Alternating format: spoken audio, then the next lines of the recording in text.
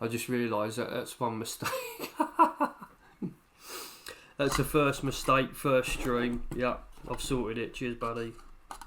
I was basically saying the Amiga 600 that I bought off of eBay, it's been water damaged, and it's making a horrible noise, so we're just going to get into it and see what's going on.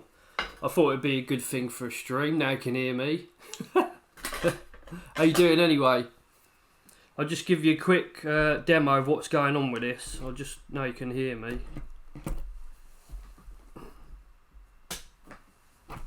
That doesn't do it all the time.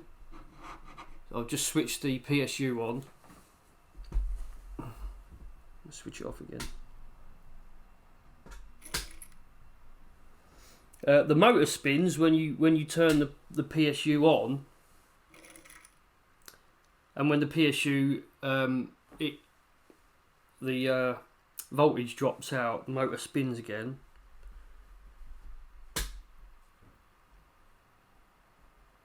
Yeah, it's not going to do it now. But it sounds like to me, when you switch it on sometimes,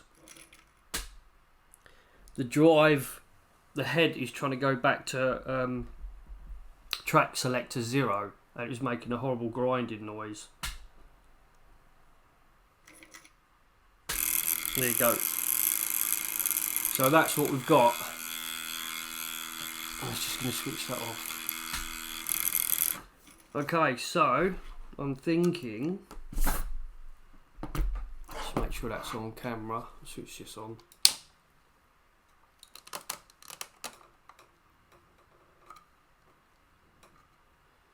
I'm thinking, obviously, well, it's not obvious yet. There's your track 0 selector just under there. You can see that, it's a bit hard to see.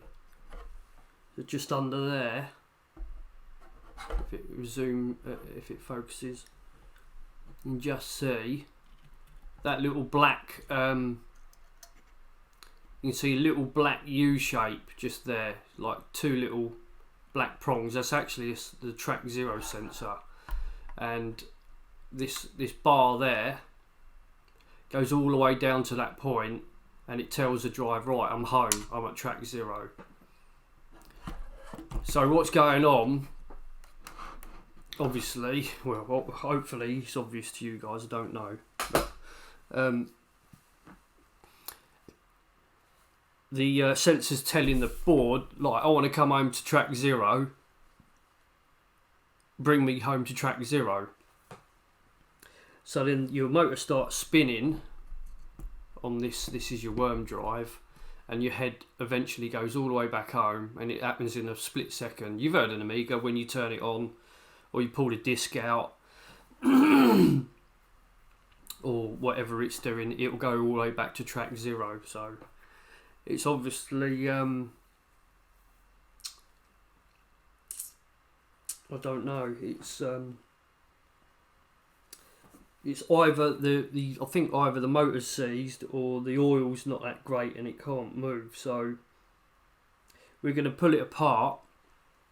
I could try just twiddling that motor quick and seeing if it see if it's going to move.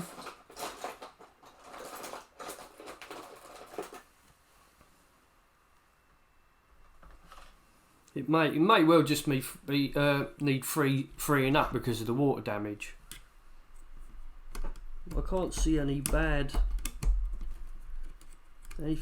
going on with this. I see that a little bit rusty, but there's nothing really bad going on with it. There's a little this is like bearing housing here on the end of this. There's like a ring of bearings in there where the spindle sits on the end, and sometimes they're totally dry or seized, so it may well be that. I'll try and get this back to home just by twiddling this. So that's actually moving back, but I am putting a bit of force on there. It's a lot of force. It could well be another thing is that little bar down there that the arm sits against, that could well be dry as well. It needs, probably might need a bit of oil. Right, so I think that's home now. That is back all the way back in that sensor. I could try connecting the Greaseweazle up to it and giving it a few commands.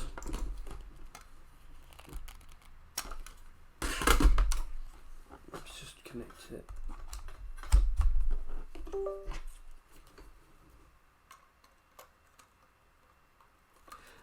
This Panasonic drive, along with I think the Mitsumi,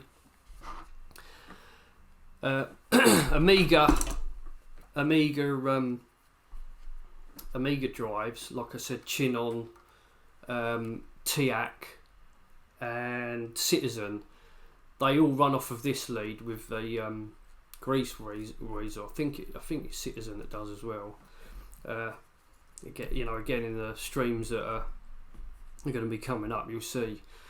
But they use a standard Amiga cable, non-twisted, and I think, as you see on this lead, I'll just push this over here, you'll have a cut along the lead, and it's twisted. There's a set of pins that are twisted, and they do that in the cable before they crimp it up. That's like almost a standard PC floppy, the way PC floppies work. It's almost like a standard for that. I think it's something to do with the way the A and B drives worked. I don't know offhand. I'll have to work that out.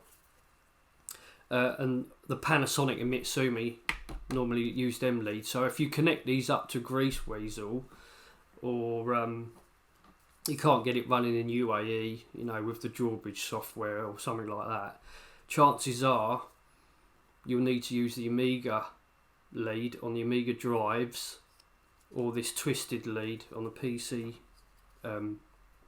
communicating drives like a Panasonic and Mitsumi. I've got to look into that more. I've got to see what the protocols are and why they communicate a different way. Because obviously when you put them in an Amiga, they all work on that cable. So I don't know why it matters via the Greaseweazle. Maybe that communicates. I don't really know. I'm going to have to ask a question on the Greaseweazle forum, or anyone else that knows why that is. It could give us a couple of answers to a few problems later, but again, we'll soon see. So, what I would do now, let's just see if this is going to make any funny noises. I may well have just moved it enough it just frees up. This may well be an easy fix. No. Oh, hang on. Yeah, I think that. Yeah, that stopped. It moved slightly. I don't know if you saw that. Let's try and make it. Try and get it past sensor 0, so it wants to go home.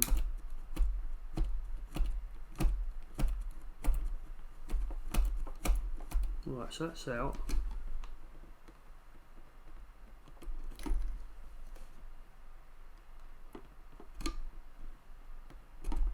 Very temperamental.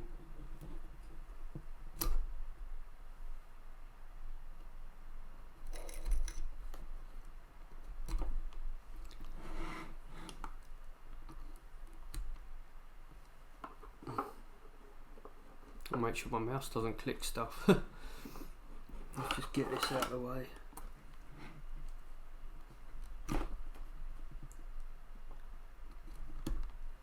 Yeah, so that's not doing a lot now. Strange. Very temperamental. Right, okay, so what I'll do then is I'll go to Greaseweazle. So I'll go to desktop view.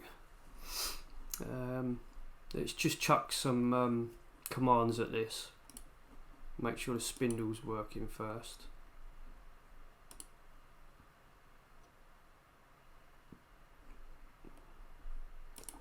No index, so it may well be this drive needs to be set as A, because this is the Amiga drives. I did say that on the previous video.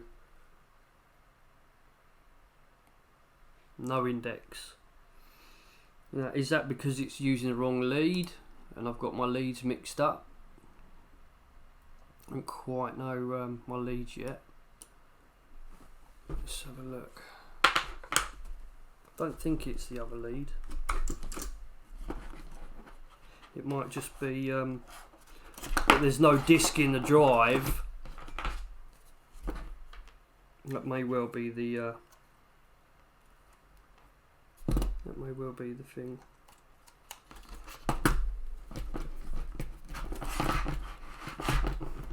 It's very short, this cable. That's the only other problem. Right, so I've just swapped the cable over. Not an SCOM drive. Oh, it may well be. Strange that. I'll try putting a disc in the drive. I think it may well have. Oh, there we go.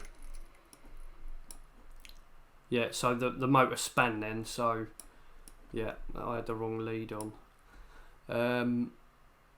Okay. Just open your chat a bit more. That's better. I'm just cutting the chat off. So no index, but the motor span. Then I'll drop back to camera. You should be able to see the platter spin. So what I'll do is I'll hit the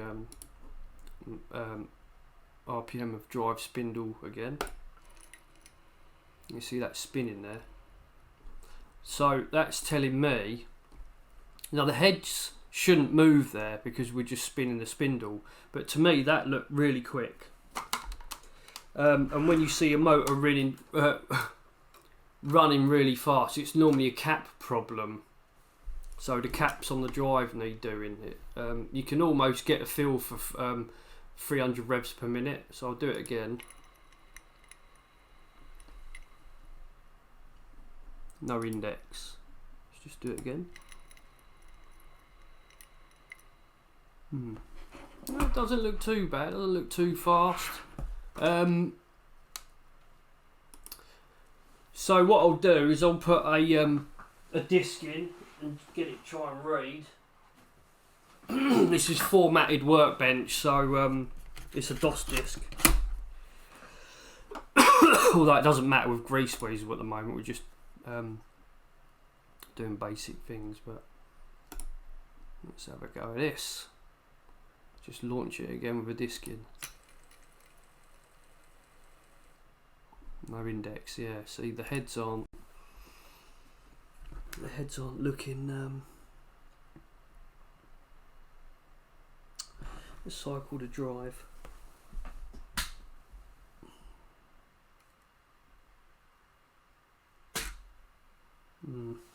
Yeah, I don't think the head needs to go to. I think the head needs to go to track 0 position. Let's try it again. No.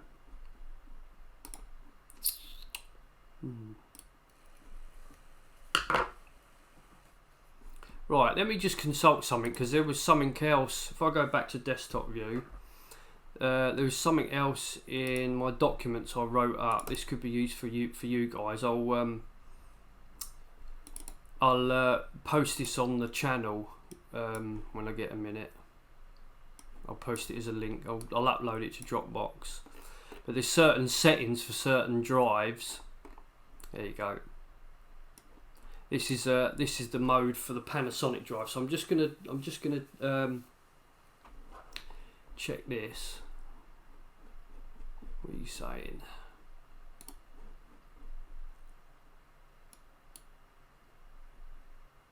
Maybe the cap located at the opening of drive. Yeah, well, this is it. Yeah.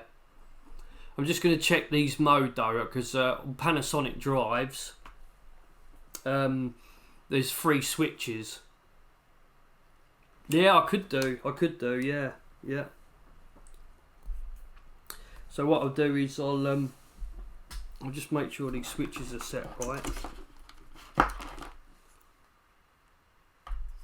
So your 3 switches are under there. Let's just go back to your camera view. So on Amiga mode, this should be set as 0. That one there. So that looks like they're set on 0. Yeah, all the way to the left. The second one underneath there should be set as M0 on Amiga mode. You can just see that. Yeah, that's set. And RY should be set on the last one. So this should be over to the left. That's it. Now on PC mode, this one here would be set as 1. That switch there would be set as MS, and that switch there should be set as DC. So in theory this should be reading right. Well, that's set fine, but again it's getting no index. I'm thinking it's got to be, I could put a little bit of WD in to try and free it up just for a second, not too much.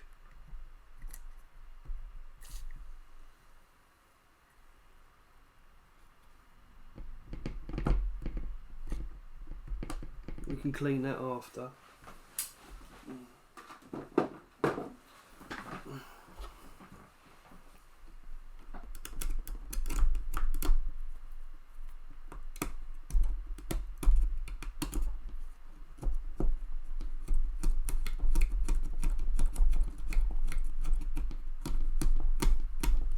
Very stiff.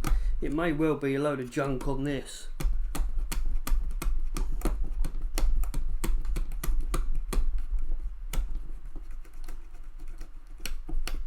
It doesn't seem too bad now.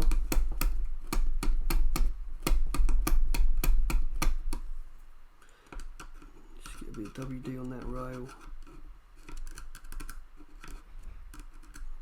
Obviously we'll clean this off at a later stage, but just to get it going, diagnose the thing.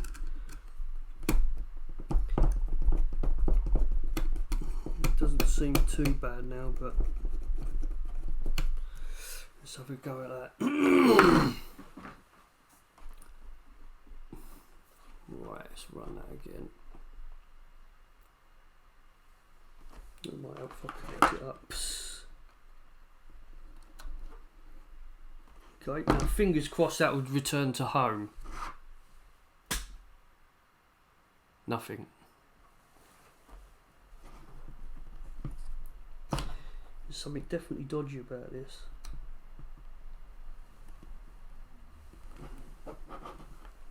That should immediately go to track 0.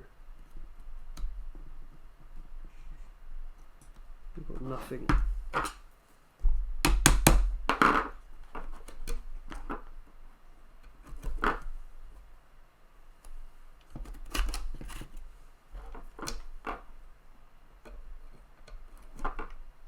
Yeah, the motor's spinning, I've got nothing.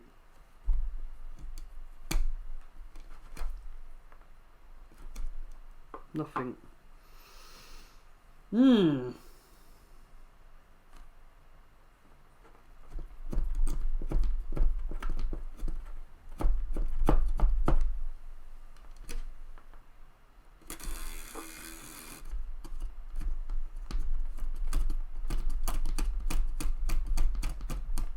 Okay.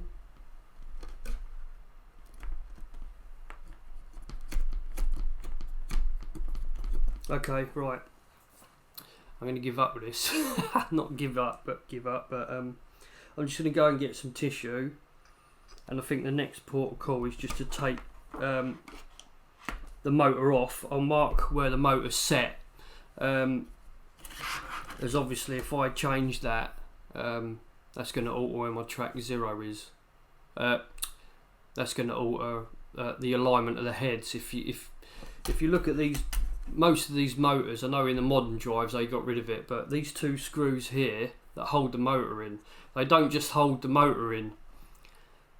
You loosen them and you can twist the motor and you can get the alignment of the heads exact, but obviously Mogo's done it. It's like a gnat snacker. You only need to touch it a gnat snacker and you'll be putting your heads out of alignment. So try and mark near enough where it is. I'll go and get my hands cleaned. And I just want to take this motor out and just see if it freely turns when it's out of this carriage, so when there's no pressure on the heads, and I can get a better feel, because otherwise we're just going to keep chasing ourselves, and that's what I don't like. Well, in some cases time's money. So I'll be back in a sec. I'm just going to go and wash my hands.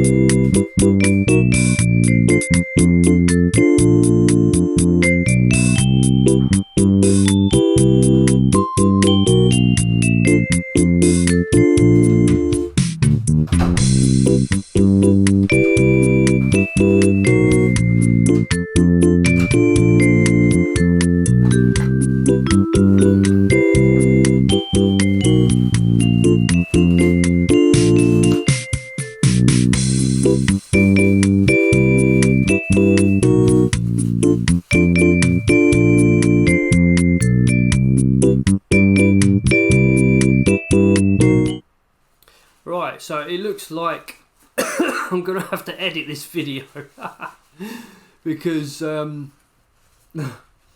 obviously I had no audio at the beginning of the video, which is ridiculous, but hey ho, first stream and these things always go wrong.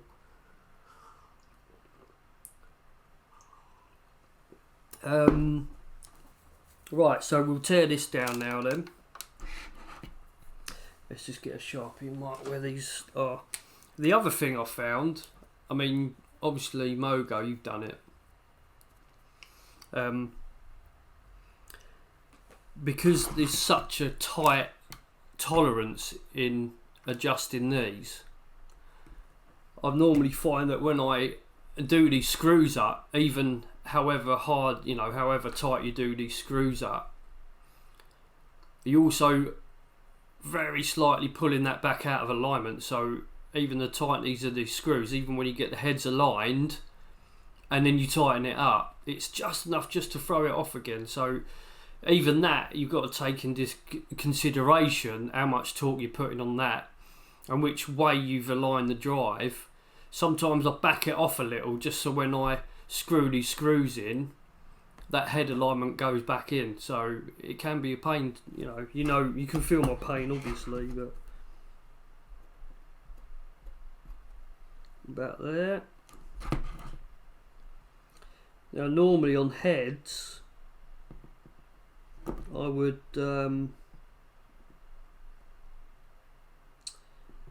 make a little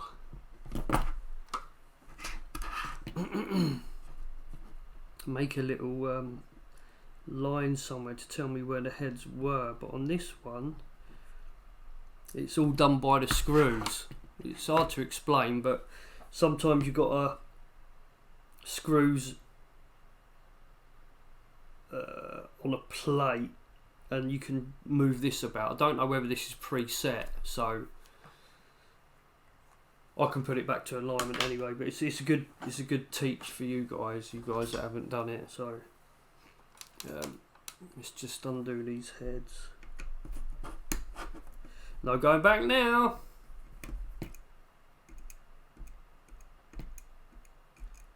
But normally I would try and take the motor out.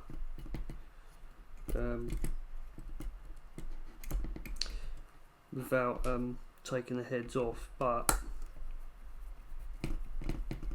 it's okay.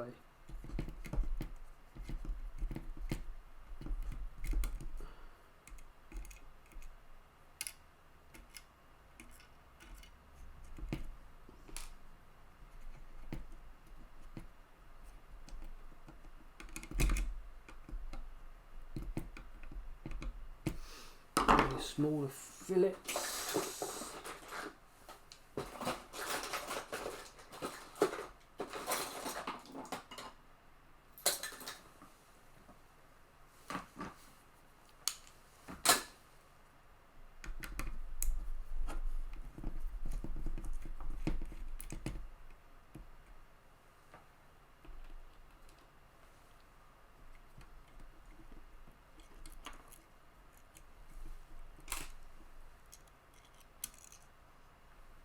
Right, so I'm just going to leave these upside down.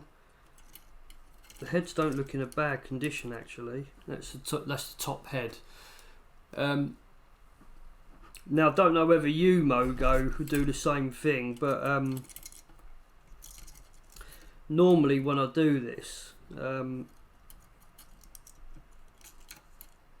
I go to get the heads aligned again, I've noticed that the interference between the top and the bottom head matter.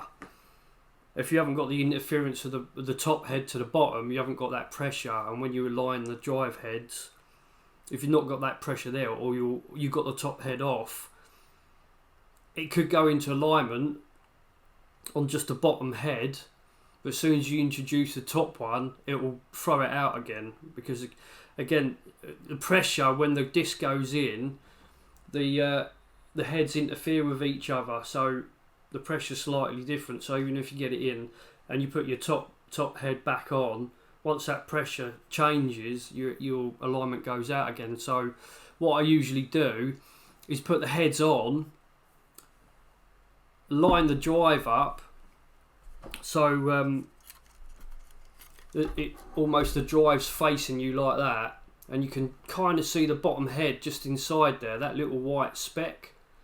And I put the head on top, and what I'll do then is I'll put a disc in the slot, but without the inner part, so there's no inner part of the disc. So you've got the disc like that in the drive, but there's no inner media. And the reason for that is when you look inside the drive, you see the heads touching without that disc in it. And what I'll do is I'll get the heads back in the drive and align them by eye as I'm looking through the front of the drive like that. So they're almost bang on. Then what I'll do is I'll tighten the top head up and then put a normal disc in and then go to align the heads. So what I'll be doing is just touching the top head and moving it backwards and forwards, side to side slightly, until I start getting a reading on the bottom head. I think that's head 0 and the top one's head 1. Again, I'm a newbie, so getting this, I've got the logic, but getting everything completely perfect is going to take time. So it's your journey as well as mine while I'm doing this. So but you know, every drive that I've fixed is up there on that shelf and they all work, so I'm doing something right. And every now and then I will pull them out and try disking. So yeah, anyway, getting back to what we were doing, let's take this bit off next. Let's see what I'm doing. So we're taking this shaft off now that goes to the worm drive. So we're just releasing that pressure, and then we're going to take the motor out with the worm drive just to see if there's any change. No, that's a hell of a lot looser already. a hell of a lot looser. So it may well be just a crap on this.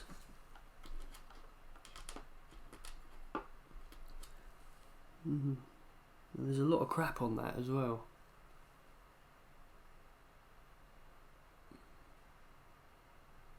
It may well have been just that. I don't know if you can see that. It may well just be that. It can be that simple. Sometimes they're quite sensitive. So we've kind of got free movement on the bottom head. Not so much. It's not really moving. So maybe that's a thing. It's not really doing a lot. So is there something under there?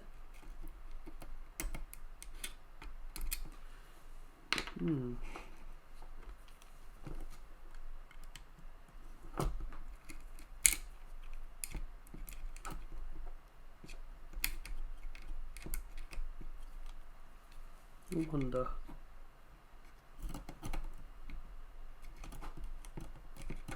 That is quite stiff there. I wonder. Ah, right, there is another bar. There's not just that bar there. I can see another bar just under this. That's what that screw there's holding in. So this screw right there, put it this way a bit, that's holding onto the other bar. So I think the bar underneath this is probably the issue, because that is pretty much hard to push. So I'm going to take these other heads out by undoing this bar. So you've got one screw there and one screw there, and that should pull the other head off. Fingers crossed.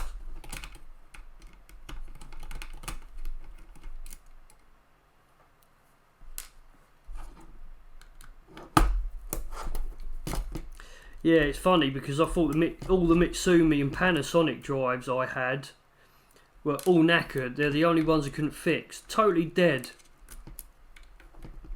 And I thought, what's going on there? They can't be totally dead. All the other drives I've fixed. And it weren't until I read on either, is it EAB, English Amiga board, or somewhere on the internet, as usual, that the Mitsumi drives and the Panasonic drive need an external power supply. So there's my little PSU. And the Greaseweazle doesn't give out that much. I think the one that I've got is the V7, which is this one. But there's a slightly bigger one called the V7 Plus. And you can inject 12 volts. You can just put a little power supply on it and inject 12 volts and it gives you a better kick. So I think the later Greaseweazle, you can inject power. You don't need a separate power supply. So, right, let's get on it. Yeah, that's like something's going on there.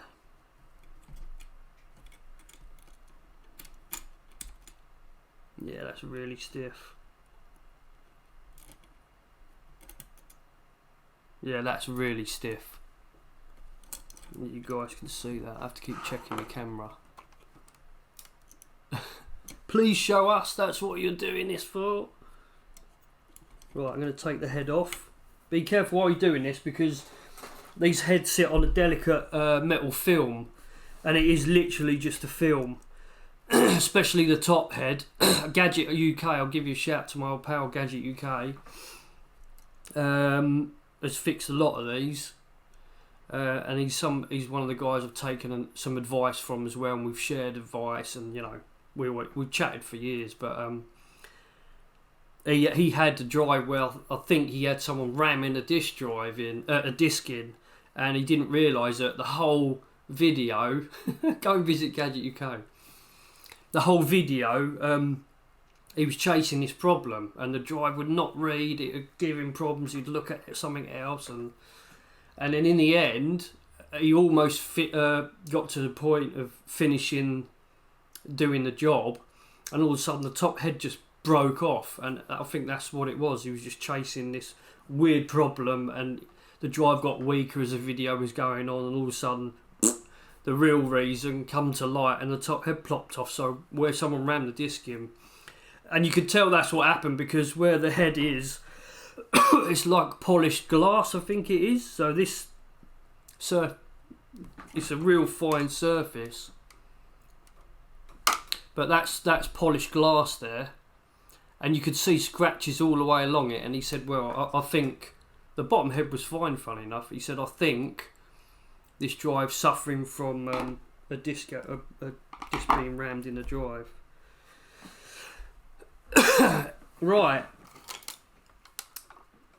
so let's just get me tweezers out.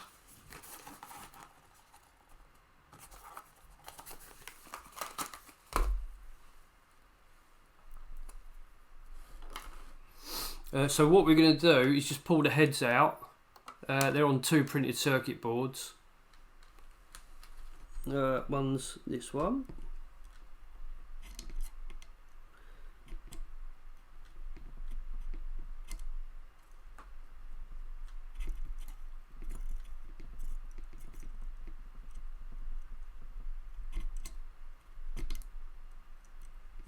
I can grab it out.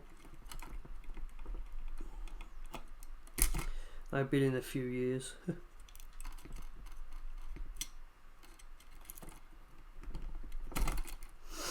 Okay. Normally, if you get them mixed up when they go back in, don't worry, because one cable is normally shorter than the other, and they sort of, you almost see they work themselves out. They sort of sit next to each other, and you know, all them years they've been in that alignment. When you put the heads in, they want to go back to the cabling wants to go back to where they were. So the only other way you can sort of see what's going on is once you've worked out what head 0 is. Again, I think that's the bottom head. Correct me if I'm wrong. And if you're looking at aligning the drive, normally I use Keir Fraser's disc tools. If you're looking at the bottom head and it's saying head 1, then you know you've got it in the wrong port. So you can't do them damage. They do exactly the same thing. So even if you get the ports mixed around, it's not a problem. And even software, I think in the Amiga Cyclone software, when all the piracy was rife, I think it was all that was in that device was to swap the heads over on the hardware level. I don't know how that works, but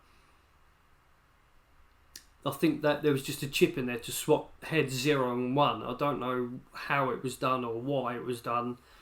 It could be a good thing to look into, but I think you've even got that option with Greaseweazle. If we go and have a look quick,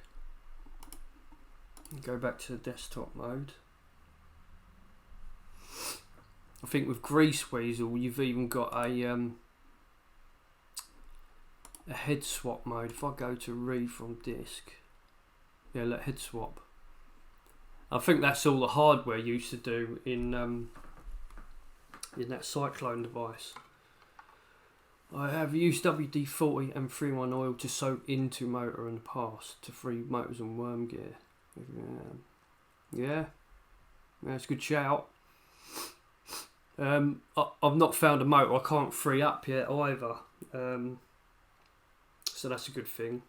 Again, you know, when I fixed all them drives and it was like, oh, why can't I fix these? It's like every single one I fixed, there's nothing that you can fix there. It's normally just down to a cap or something. I'm not, you know, it's probably out there, but there's not an IC on board I've seen go yet. Right, so let's just take this out and free this up.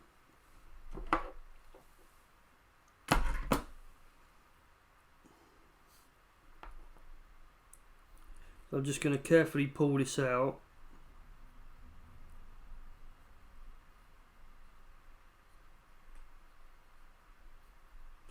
And give it a clean.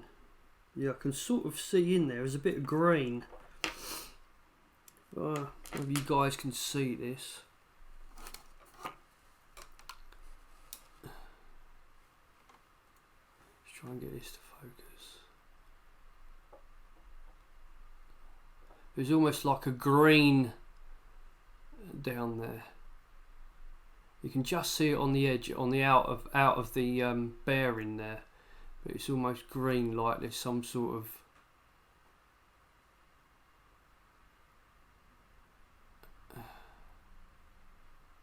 yeah, just see it just on the inner lip there. I think that's what's doing it. There's a bit of a corrosion there. So, how am I going to do that? I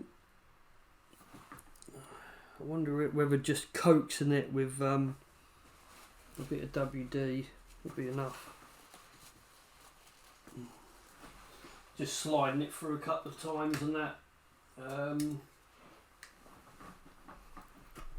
Let's give it a wet.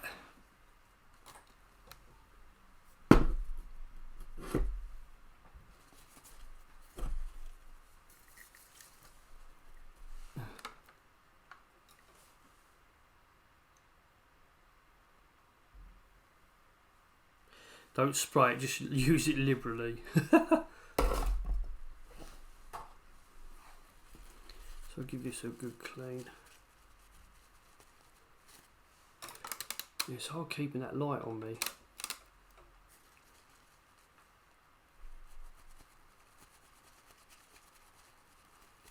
So how long have you been doing this for then, Mogo?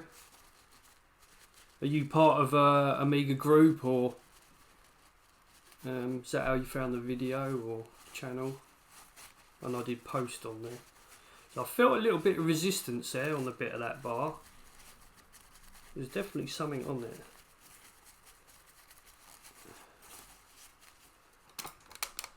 Okay. It's just I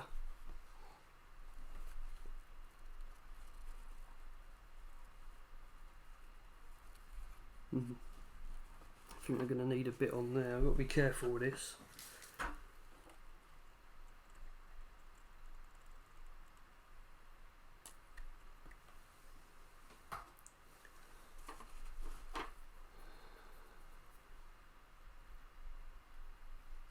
Now that's working already. So just, oh yeah, that's getting there already. That's brilliant. Yeah, look at that. You just about touch it and it'll go. Finger touch. That may well be it. That may well be it. I'm just going to give it a few turns. Looks like we might be in business. I think that's probably all it is. I mean, the heads look pretty good. There's no corrosion on the drive really. It's just all in the Amiga 600. I think I might as well keep that WD-40 on there. I'll give it a new bit, because I've got, obviously this is contaminated, but what I'll do is I'll just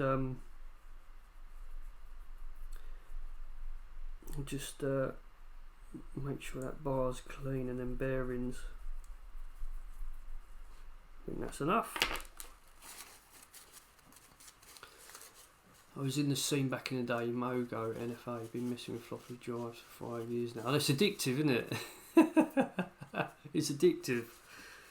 A good little hobby. I sold up all my stuff and that. I used to have a stream called Right Retro Gaming before this, and it was a bit of a laugh. But I sold up, moved to Surrey with my girlfriend and that, and I was like, right, although we got the camping stuff and this, that and the other,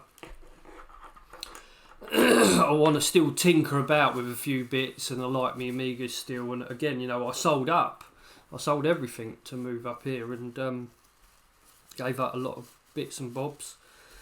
And I suddenly realised it wasn't an excuse, actually.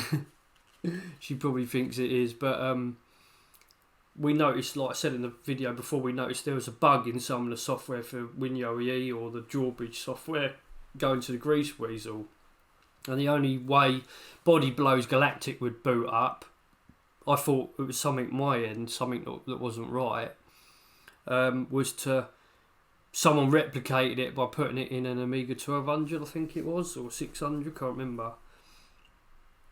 and bang, it booted straight up. He replicated my issue on the Greaseweazle with UAE as well. So we both put our heads together, and we said to Rob Smith, who, you know, there's something up with this, and he had a look, and apparently sorted it now, bless him. So that's good. But yeah, I think Rob released a video last night. Was it last night? Saying that he's blown away by the amount of response he's had. Just going to clean these bearings up now with a bit of tissue. But yeah, I think Rob Smith said that he's blown away with the response he's had. You know, to do with all this. And that was a year ago that he released this drawbridge to WinUAE.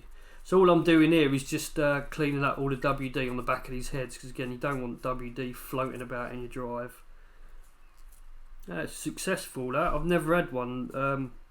Again, you think you've seen everything and something comes out of the blue, you know. I've never had that problem before.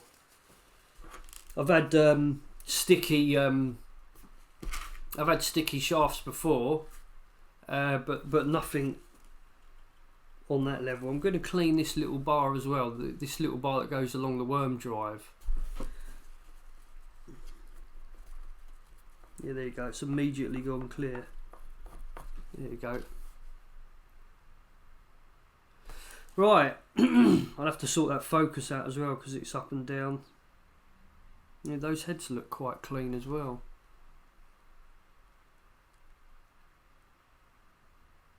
Not too bad. Glue's intact. Let's just give this one a look. We haven't had a look at the top edge yet.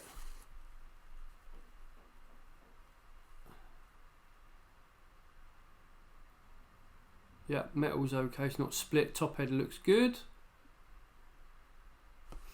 Quite happy with that.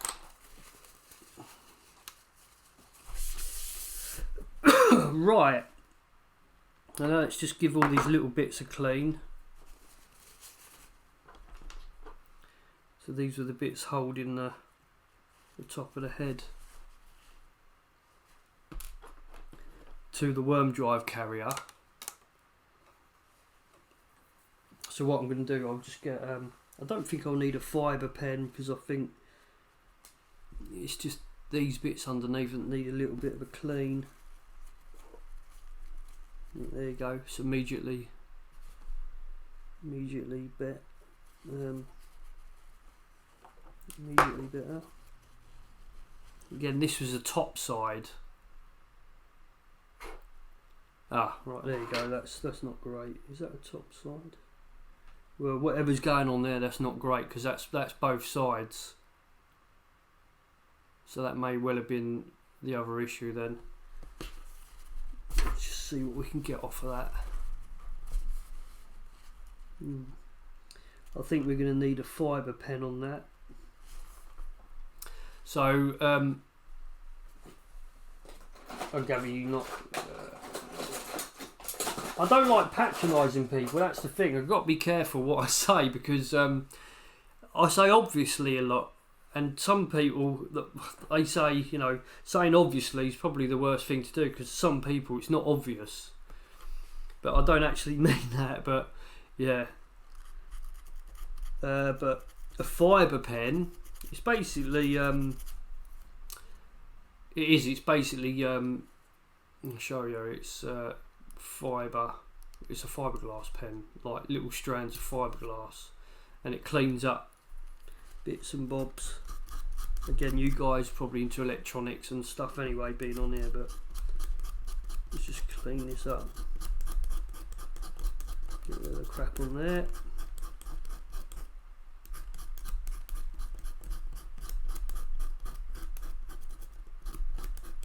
I don't know if that's pitted either, it almost looks a bit pitted, but it may well be okay to use still.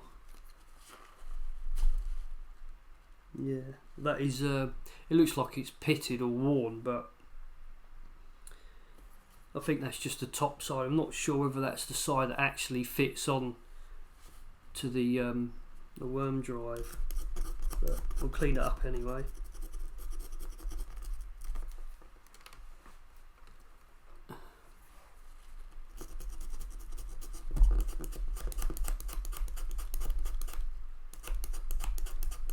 Just making sure you guys can see it.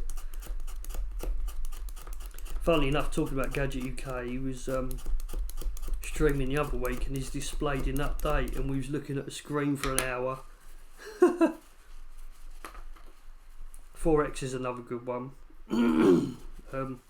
These channels are in my channel list, so if you want to go and have a look at the channels I'm mentioning, they're all in that list. Neil, the cave guy, RMC, Retro Man Cave's in there. Hyven, he's a Swedish streamer, he's pretty good. Amiga Bill. Right, so that's as clean as it can be. The rest of it's just pitted, but I don't think these. This is the bit that touches the worm drive. I think it's this stainless or alley part, because that almost had. It almost had the two-sided dirt where it touches the. It touches the worm drive. So we'll put that back in. In an ideal world, we could sell all our drives to Chris and Gadget UK. Yeah, that's it, innit? Yeah, that's it. Very handy, a fiberglass pen. You can buy refill bags. Yeah, I've got a couple of refills. They look like just compressed metal rings around strands of fibre. I think that's all mine is. I've never opened it. I've never really used it that much, but... Right, so we'll try and put this back together. I can remember how it came apart. Chuck myself in the deep end. That bit looks alright. There's a third bit there. It looks fine. Okay, so that may have something to do with the rail down the bottom there. I think that was a rail. That was a rail pin that goes down there.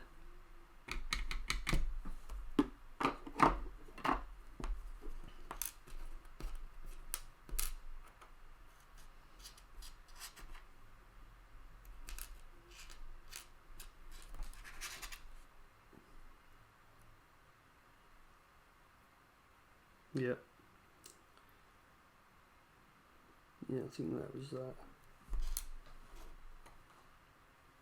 Yeah, that's the rail pin. Okay, so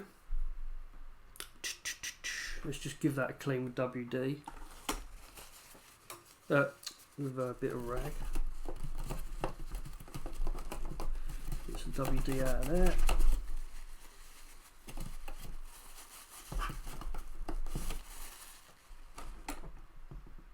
We may well just have got away with that. It feels really free. It doesn't need grease in it. I think we're going to get away with that. And I think WD, if it was, has woken it up a bit, which is good as well because we've not touched this. So this will still be in alignment. That's one thing we don't have to readjust. Right, let's get this back in.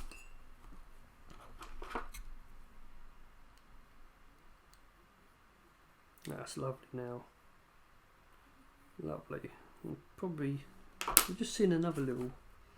You can see that on that rail there, on the bottom of that head. It looks like there's dirt all along that black side. So I'm just going to get a cotton bud and clean that up. And we'll use a bit of isoprop. Everyone likes isoprop, don't they?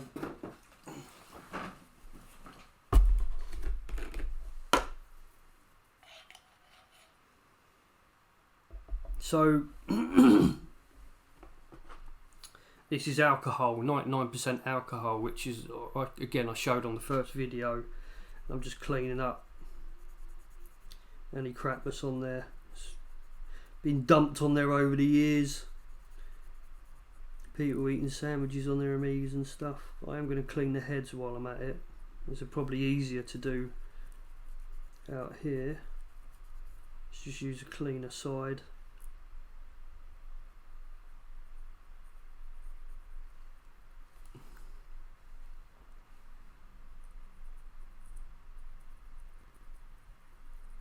again, not too hard, just firm enough.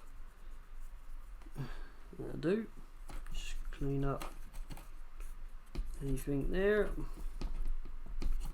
It's quite clean really, the inside of this drive's clean, it's just that water damage. That's it.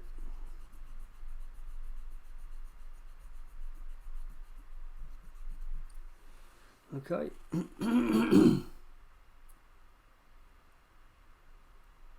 It almost looks like some sort of glue because it's still there a little bit. Maybe it's just to hold this down. I'll give it a bit more firm of a firmer clean.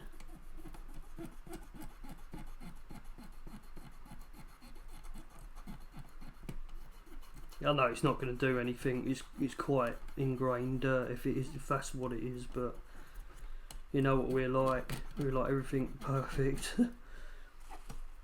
Yeah.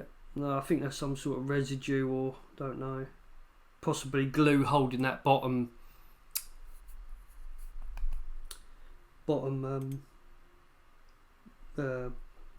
ribbon cable in. Panasonics for very stubborn, dirty heads. Oh, plastics. Yeah. Plastics is great. Although I let one of my mates have some of that, and it's not come back. I think he liked it a little bit too much. Yeah, it's great. So all I'm doing is I'm just gonna put a light bit of WD on this. I'm not even pressing the can down. I'm just gonna lightly put on there what was left on the back of the straw, as it doesn't need that much. That's it. Lovely. So let's bring this forward a bit. Let's plop this back in there.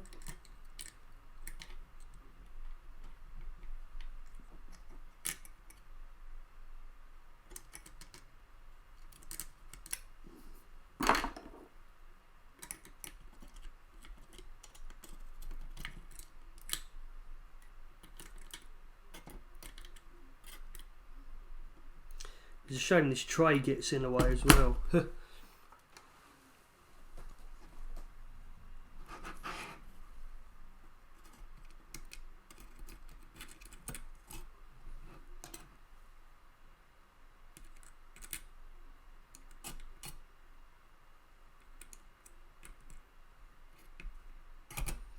Right, just trying to get the alignment list right, where it's got to go. It's got to be around there, must be. So that's got to go in. It's tricky, this.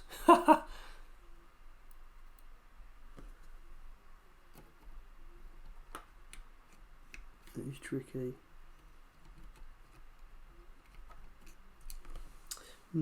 I think I might need to take the drive carrier out.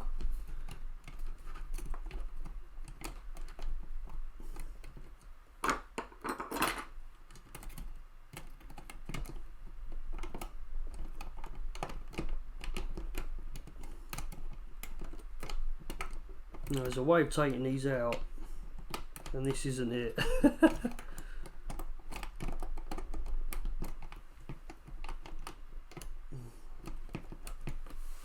Can't remember how I did it.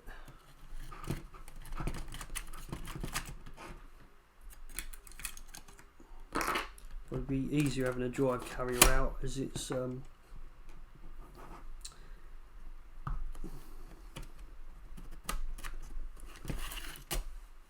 think there's a way of pushing this in and pushing that out.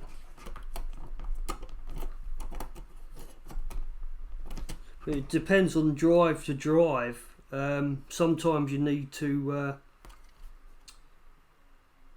take these bottom bits out first. I think the carrier should just lift up.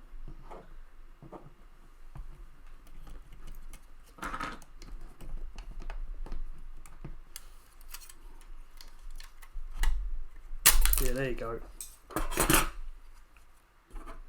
A bit of firmness.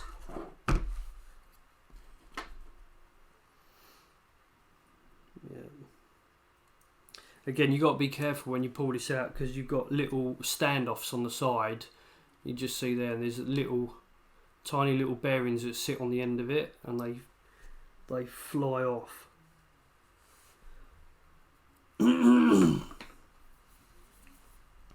So that's out. That should be a bit easier now. Yeah. Okay.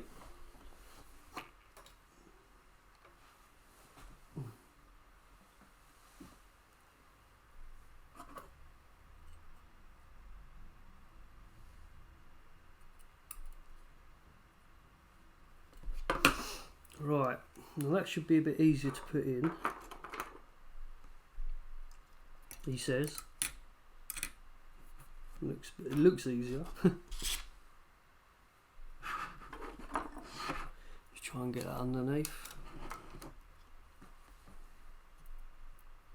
So yeah, all you do is you just pull that carrier up, and it should just plop down.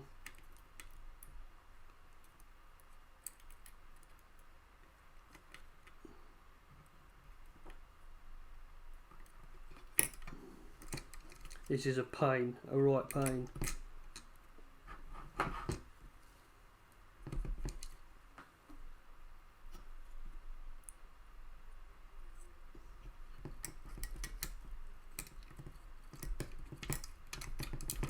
You know, live as well isn't good, but it shows you all the pitfalls of that you're going to encounter when you do this yourself.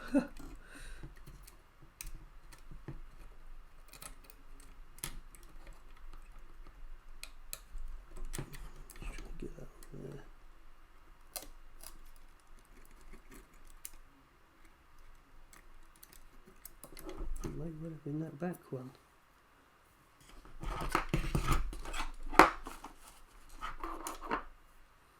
That's probably the back one then. It's probably that one. I feel your pain. Yeah, I probably will give it a clean, yeah. Yeah, I think that was the back one. Yeah, that looks like it.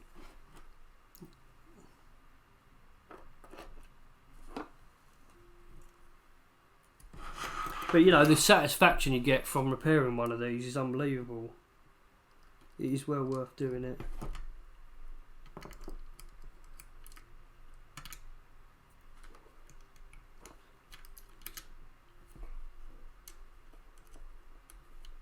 That's it.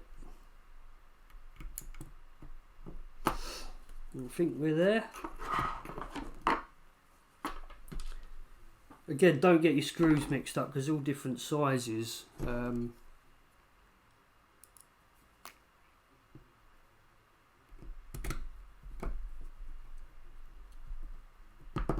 I won't tighten that down yet, just in case I need to play a little bit.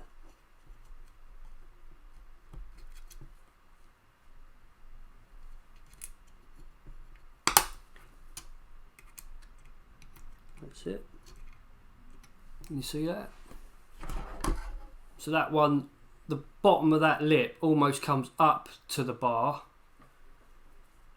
but the back of this one, the lip on the edge goes down over the bar.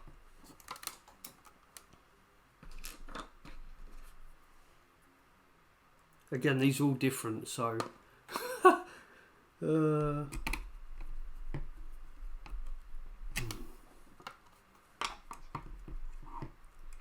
make sure we got, yeah, that's, oh, it's lovely. That is lovely. Just push that bar in a bit. Give it a tighten. Yep, it's looking good. It's really free, that. I love that. That's great. Okay, so that tray doesn't look too bad, really. It's not too bad at all. Yeah, it's not looking too bad. I mean, that's just surface rust. There's not much I can do with that. I mean, I could give that a little clean there with a fibre pen, but you know, again, it's not going to go anywhere. It's like a bottom carriage.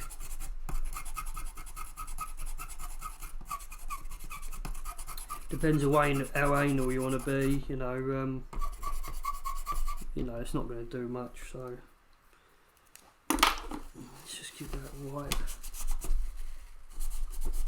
Mind them heads. Right.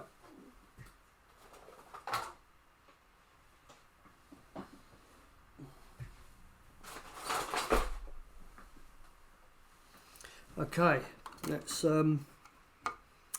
put this carriage back in before I get the heads in, because they can be a bit of a pain. Shall I do the heads or the carriage? I'll do the carriage because that doesn't look too bad either. You can see that. Not much dirt, or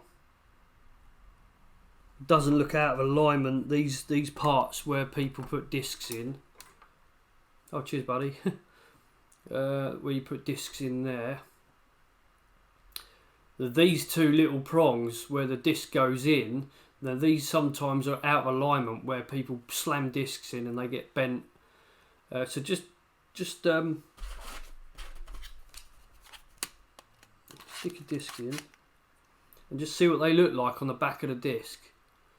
If they're a little bit far apart, I'd say possibly give them a bit of a nip just with your finger. Not too much, because the disc, when the drive ejects, the disc sort of won't jump out. So a little bit of a resistance, but not a lot. That seems okay.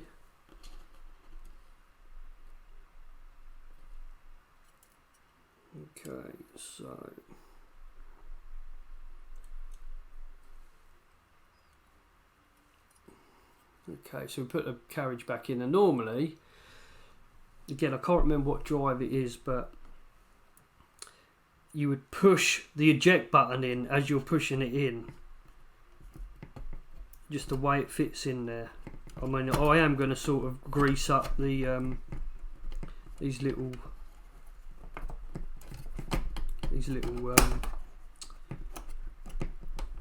kind of roller bearings in there.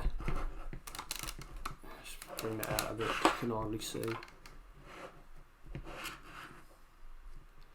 Easy to see misalignment of carriages out. Yeah, true. Yeah, that's true. So getting this in is a bit of an art.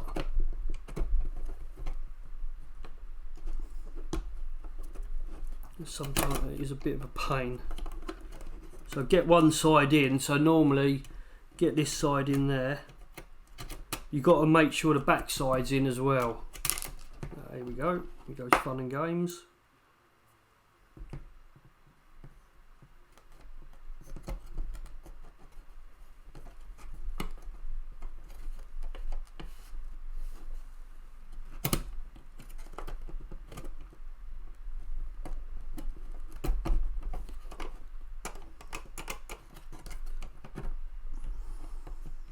It's a nightmare trying to get it in. Right. Now, I'm not too sure, but I think... Nope.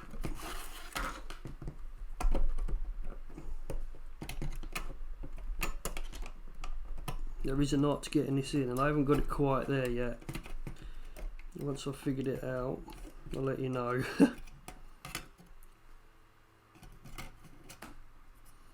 Oh, it might be because this tray needs to come out. Yeah. So yeah, basically it was still in like a floppy disk was in. Yeah. So ping it out. That would simulate the floppy disk coming in and hitting this point.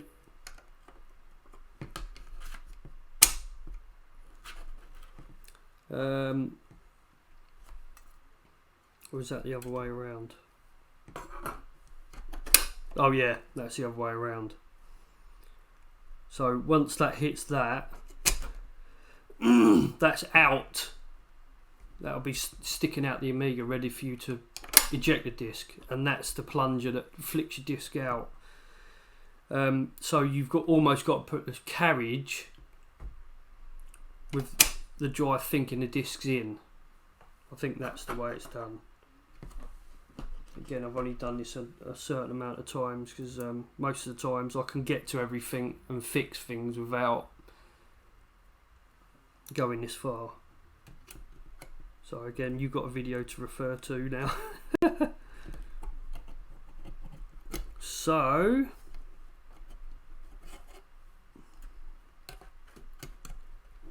it should, in theory, just slide in.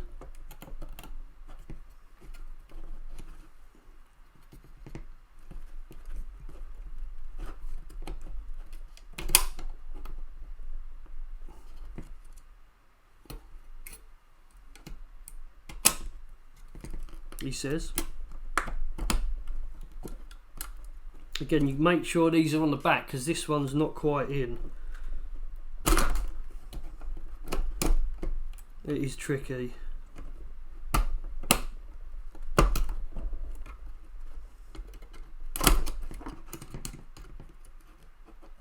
Thing is, you don't want to bend anything at the same time. It's one of them ones. You might need to pull the carriage up. That may well be the other thing.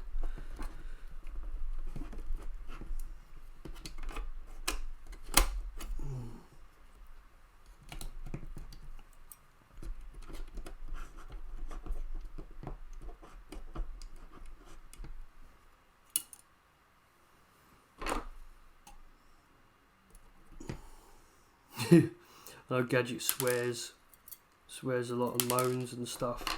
But yeah, that's exactly why. Just putting these bearings back on.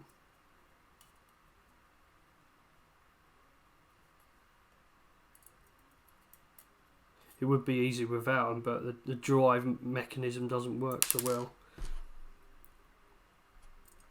I don't know whether they actually sit, saying that, I don't know actually whether they sit in the carriage before this goes in, the bearings. It's so easy to get it to this point. Just that little bit of a push. Where is that going? Just trying to work out why that doesn't want to go any further. It's not hitting anything. It's just this bit at the back, very, very hard to push in.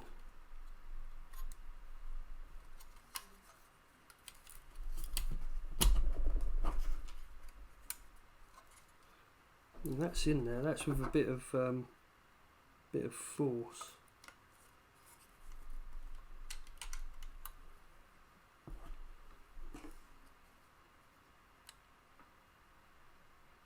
Now something's not aligned. I can see it now.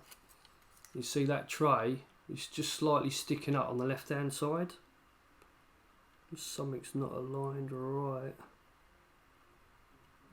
Is that me or is that?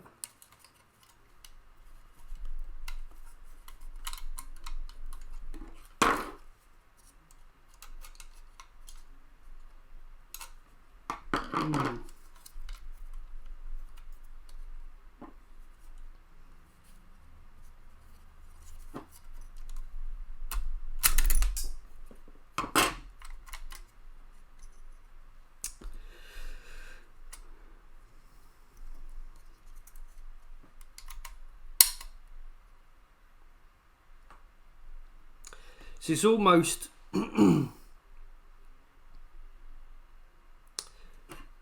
got the inserts there. I think it's got to go in while it's there because you can see there's drop downs on either side. little galleys there. So it looks like this shouldn't go in theory and drop down unless that is in that way. You see what I'm saying? You push that in, you can see tiny little drop downs on the edge of that casing. It's almost like it has to be dropped in at that point. Which would make sense because when that's there, that plastic bit that makes the disc come out touches this metal bit. And if that was forward, when this goes down, that wouldn't be in alignment. Let's give it a go. And I'm losing bits now. You're losing the bearings. Where did that go? I'm sure it just dropped. Ugh. There it is.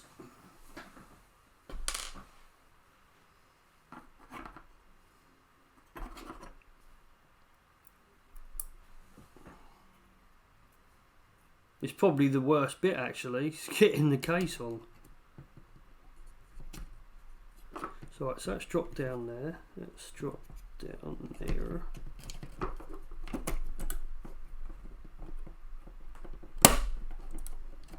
Is that it? I think we're there.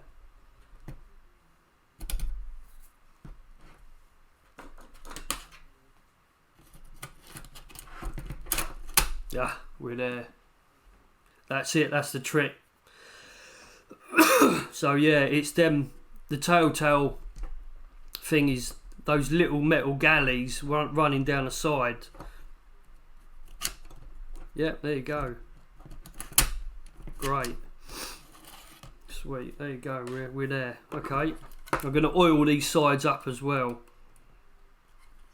The head doesn't look like that's level yet. Oh, it's probably because the top's not on, that's fine. That was challenging. Okay, right, let's get these top heads on. They look completely clean.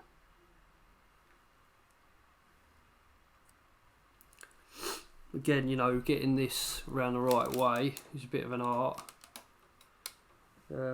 Again, what I said earlier about the way these cables want to go around each other. You see, this is a longer cable than the one at the bottom there. That's actually a lot shorter than this one.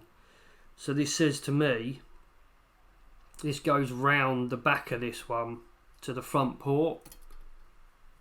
And when you put the heads in, don't forget, you've got tiny little,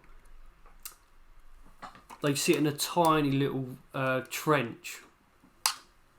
So your ribbon cable goes through a tiny little trench there, and this one follows it. So as this head drops in, that'll need to be tucked in just behind this. In that little trench in there, just behind this one. And that's tricky, that's quite tricky to do. So I'll bring this back up. Took me a lot to yes, crap in it. Don't think there's anything else. No, it's just getting this top head on now. It's actually, do you know what? I'll get that on first.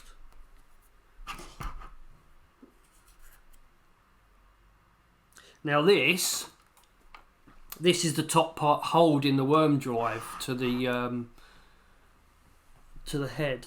So you'll notice here there's a little screw hole, but then you've got a tiny little, almost like a key. And obviously, I'm saying it again, obviously, and that just drops on there. This one will go on first. This is your tension, and the metal bit that we cleaned up, that goes on after.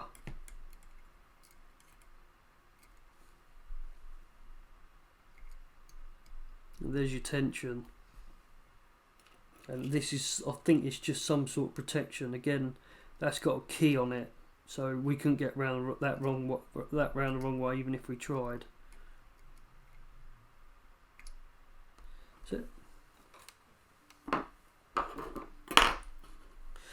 Yeah, and don't mix up your screws. Try and keep your screws in little bags, perhaps, you know, label them up, what goes where, and this, that, and the other.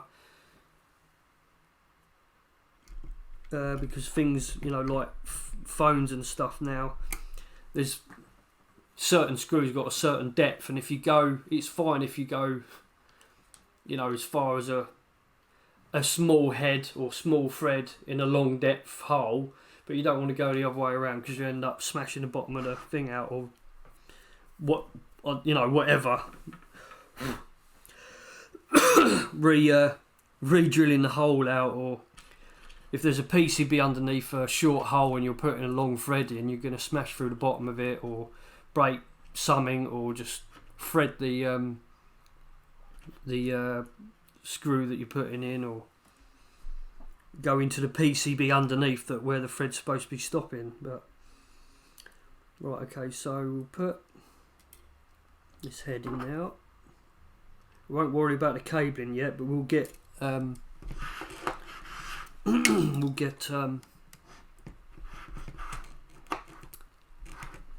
put this in the right place. Won't worry about the cabling yet, but we'll just get this ribbon cable in the right place.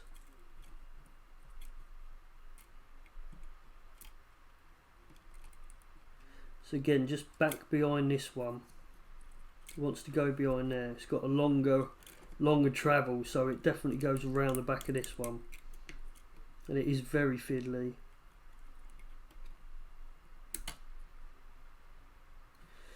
That's not the trickiest part yet.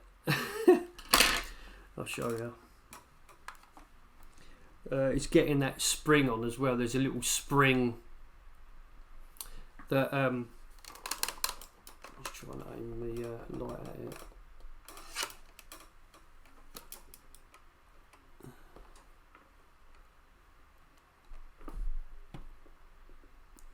You can see that, but that goes round the back. You can't really see that tiny little trench in there.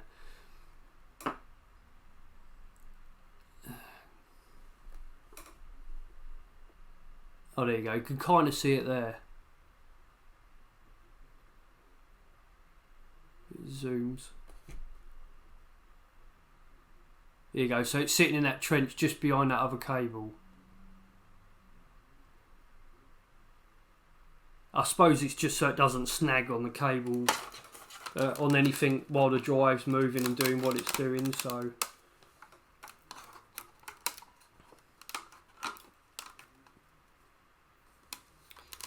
right, okay, let's get back to business. So it's just getting this spring on now. We've got a spring loaded top that pushes the head down.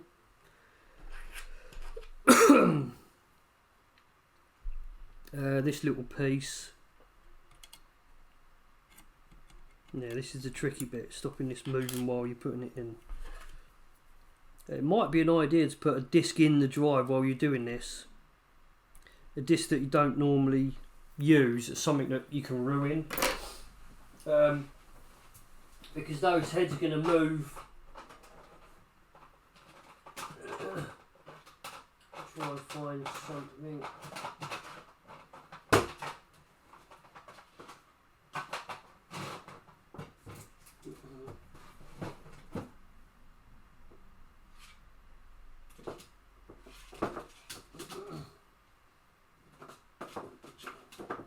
There you go, we use a 1.44 meg disc.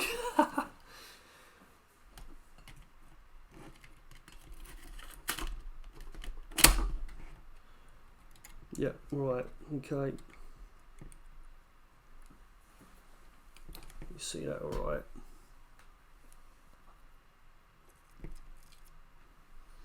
Yeah, right, so, the tricky bit. That goes on first.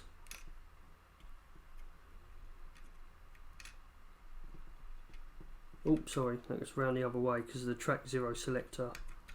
That's what that little divot is on there. Where that little bit goes down, that's your track 0 selector. So it's got to go under there because it hits that sensor. I always say the clue to these ones.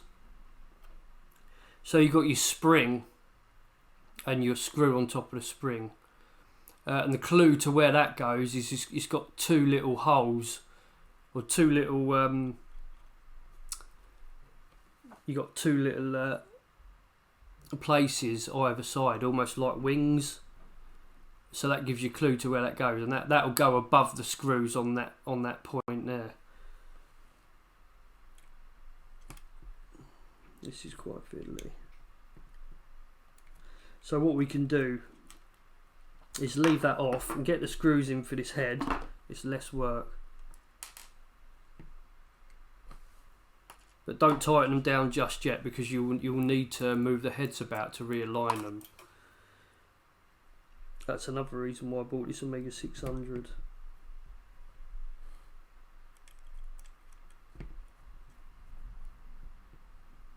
Again, don't go crazy with tightening. You don't really want to over tighten these.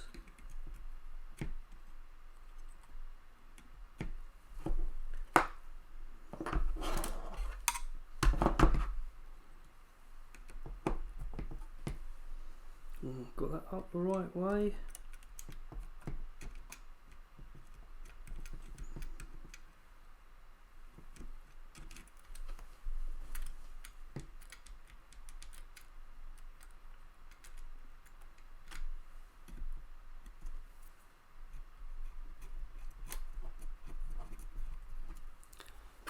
Adjusting this, I don't think. Yeah, that's it. That's probably better.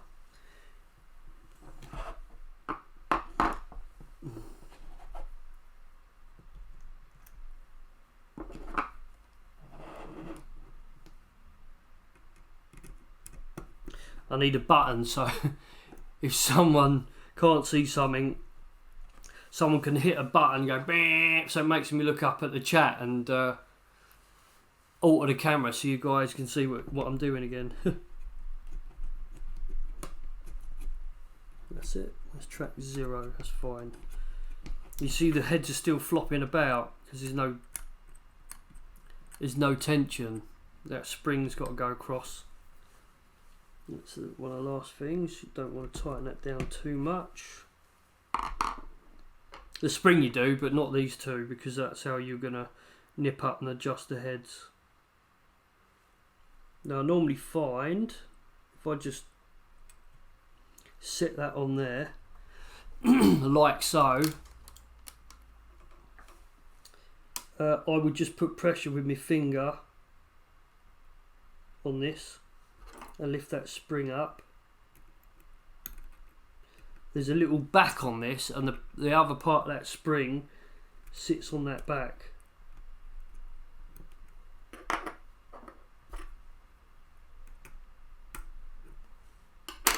This is really tricky, this bit. I'm going to have to get my eyes on there. I don't like springs flying about either. Oh, screwdriver.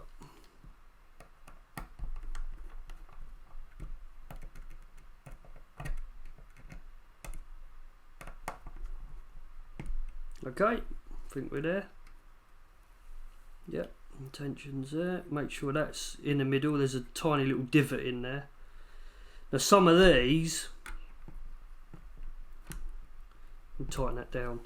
Now some of these, on the back of this, you'll get 3 little notches. I'll just show you there. Oh, you can't really see it. Oh, here we go. Here we go. Right. So this is your spring. This is your tension for your head. Now this back bit of the spring, you've got a little step there. Now sometimes on some drives, you've got a top, a middle, and a bottom step. And most of them are set on the bottom step. So if something goes wrong with your head or your head's wear out, I've never seen it. I've always set the drive back to what it was set up when it was factory, because you know obviously you want it as original as possible. It's normally set on the middle step, not on the top or the bottom. It's rare I've seen it on the bottom, but never on the top. but it could be a good bit of diagnosis when you're trying to diagnose a drive. You just move that spring up to the top one, give it a little bit more tension and see if it cures any issues. But this has just got one little step. There's not any others. So, but yeah, normally if you're putting pressure on the head, there's and you're getting it works. Then you've got some other problem somewhere, or something's out of alignment affecting the head. You normally work that out eventually, and it's a good pointer. If you start getting data once you're putting pressure on the head,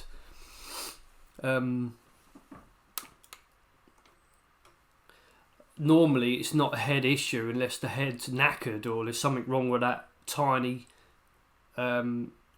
sliver of metal the head sits on, almost like a spring. So now we can put the heads in and put the PCBs back in for the heads, the little plugs.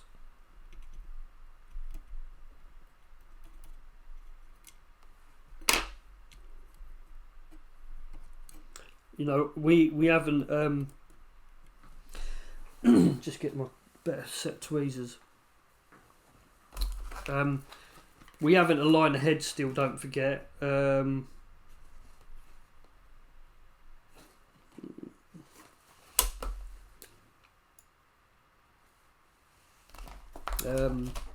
was I going to say? Yeah, we still left these two screws loose because we still got to align the heads.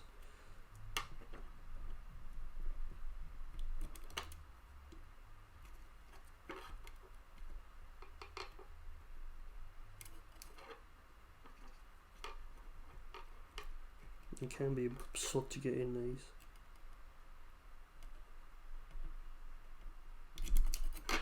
Be very careful though, because you don't want to split these. That's your lot otherwise. Unless you've got a spare set.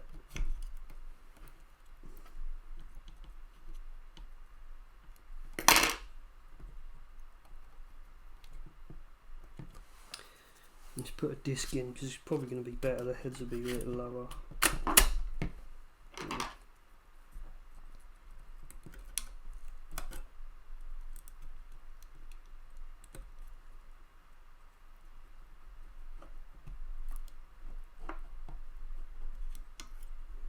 That's it. That's one.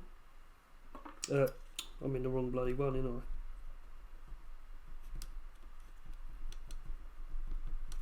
After all that, again, that's the one with the least amount of cable on, so that'll go at the back.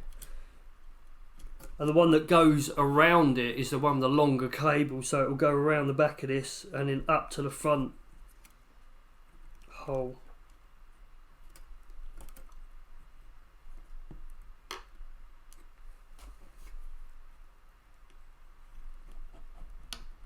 You know, it is a bit of common sense, really. You know, once you get going, they're quite simple, but it's just getting the logic and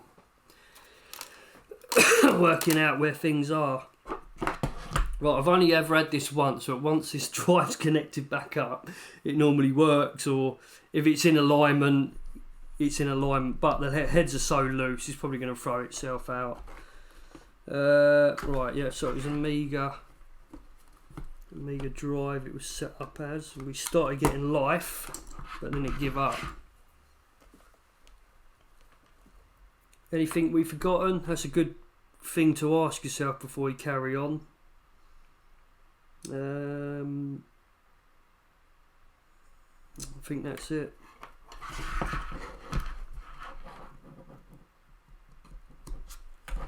Okay, let's stick the PSU on. Ooh, we had movement. Now, did that go to track 0? Let's have a look. Let's chuck some commands at it. With Greaseweazle. Go back to desktop. So we'll go back and tell it to look at the RPM spindle. Again, I only do this just to the drive knows where it is. It's at track 0, and it will start giving you the RPM of a spindle. If it doesn't do that basic thing and the RPM isn't right, there's no point going in any further. There's something definitely wrong with the drive. If you're getting your spindle spinning right, it's found track 0 at least, but you're getting read errors, the first thing I do is do nothing else, and your drive seeking right, it's going up and down. We didn't have that from start. The first thing I do is re-grease that worm drive. Let me just show you again.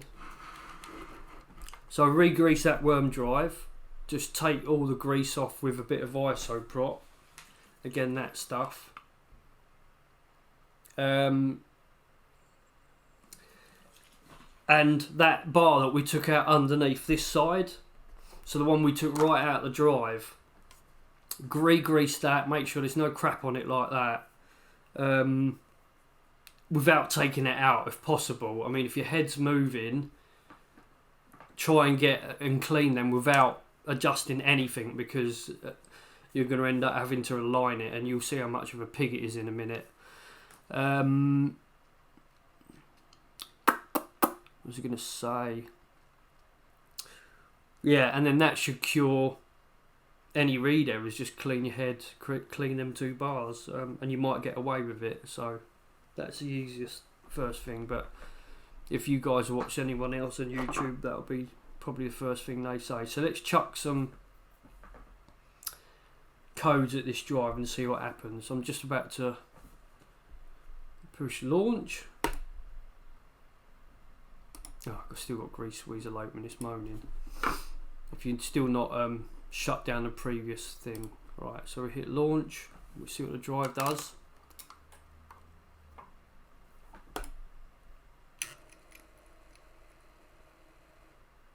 No index. Okay, I did that seek. I'll tell you what I'm going to do now. I'm just going to tighten these heads up.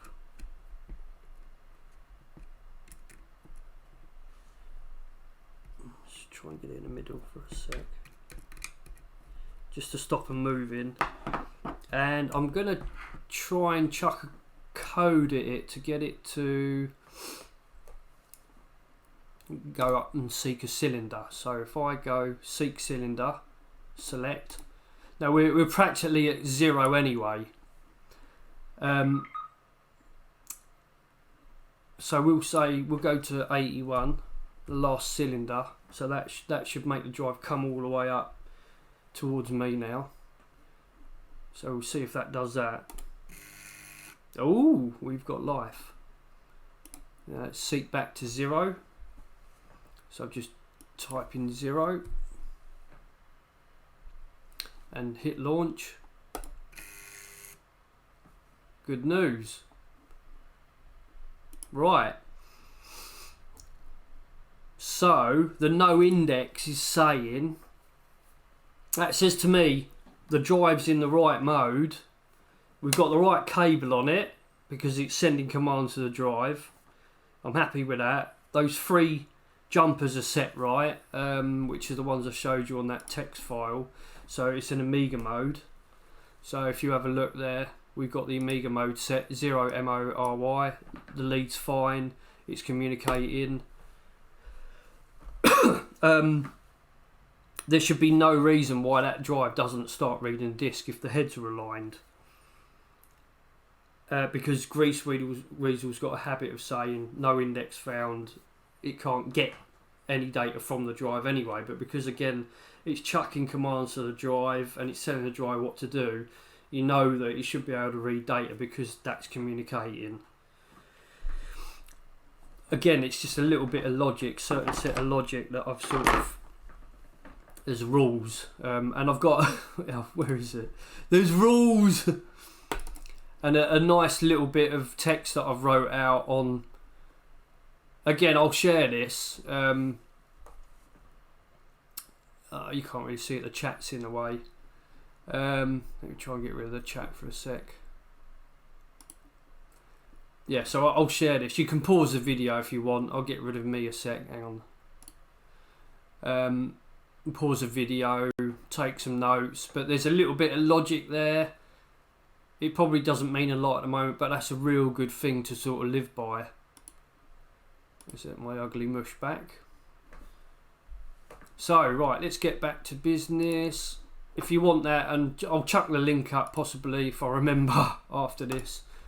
But if anyone really wants it, just shout at me on YouTube if I've forgotten. Just chuck it in the comments. So yeah, let's get the bullshit out of the way. Let's try and read from the disc. It's probably not going to read a lot. Let's go around this a better way. What I'll do... So this is a DOS formatted disc. Whenever you do anything with Kier's tools, funny enough I put it in that document I've just showed you, always use a formatted workbench disc. If you use anything else, it may well have a DOS part of it on disk and it will read and give you good sectors. But if you start hitting bad sectors, you really want to check to see if you've got a formatted disk from a good known drive, and normally I format it on a good known drive in a working real Amiga,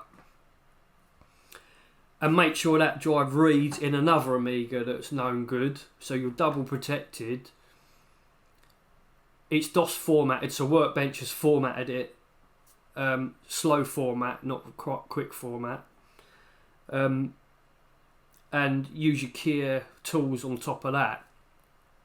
Because I've found if I've been putting discs in, there'll be part of the disc that's DOS formatted, but then there's part of it that's flipped over because of piracy issues or this, that and the other, and it will start giving you bad sectors, and that really threw me off. When I've started doing this, it really threw me off. I thought there was a problem with the disc, bad disc, or one of my Amiga drives is buggered. Oh no, pulling my hair out. And it turns out I was just using a disc that had a pirate sector on it to get around copy protection. You know what I'm saying, hopefully. But so Amiga format DOS disc and do all your testing with that. Again, make sure it's read in 2 good working drives, or 2 Amigas, and it reads a drive perfectly. No bad errors. It could be useful to chuck drives on it, fill that disc up, and chuck it in another Amiga, make sure it reads everything that you take off that disc, and then you're secure in your mind. That's where you want to be, and use that disc, not all the time, because when you're aligning discs and drives, that disc's going to get messed up. So be prepared, you're going to mess a few discs up and you'll start getting read errors sometimes. It's just down to the disc, the way you're using them, and because you're aligning drives doing this, you're going to get these issues. And nothing lasts forever. If you've got heads smashing into the disc and you're aligning your heads with your fingers, and I do a lot of it this way. I find it easier than setting up an oscilloscope, soldering it all onto the read heads, and my oscilloscope's not up to much anyway, and I find it a lot easier just getting the bottom head set, which is the one under the disc, not this one, getting that read, so all your cylinders coming in at okay, no bad sectors, and ignore the top head.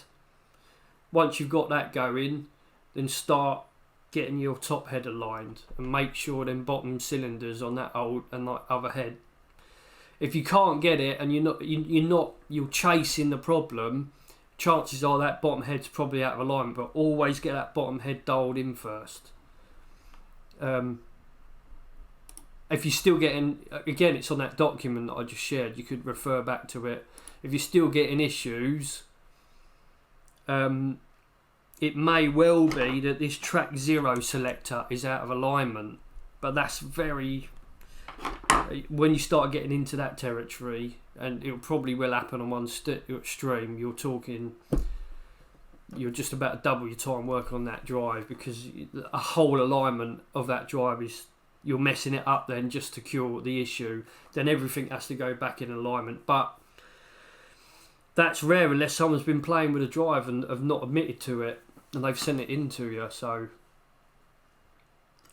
discs over 25 years lose their magnetism over certain areas too. It's not...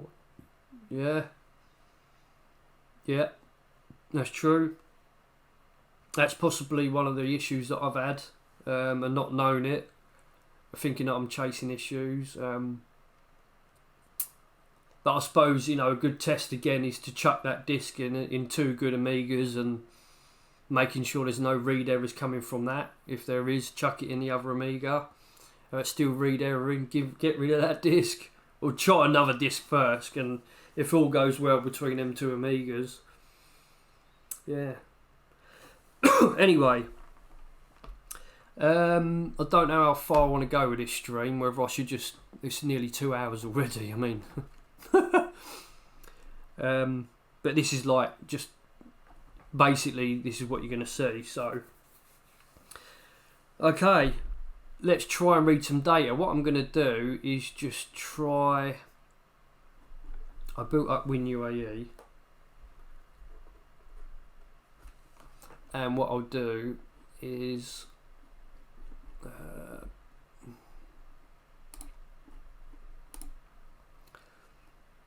I'll just eject this because it's going to try and boot.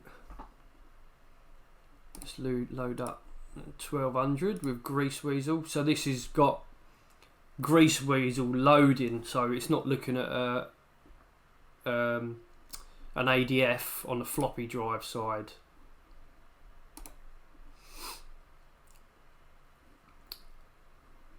Yeah, so normally you've got like your ADFs you put in there. But I've got like the FloppyBridge put in there that this is the Rob Smith thingy. So it's just moaned at me because it can't find the Greaseweazle. It may well be because I used a different drive before. So I'm just going to edit. There you go. Drive connected as A. Now this is the thing with FloppyBridge. I don't know whether Rob's going to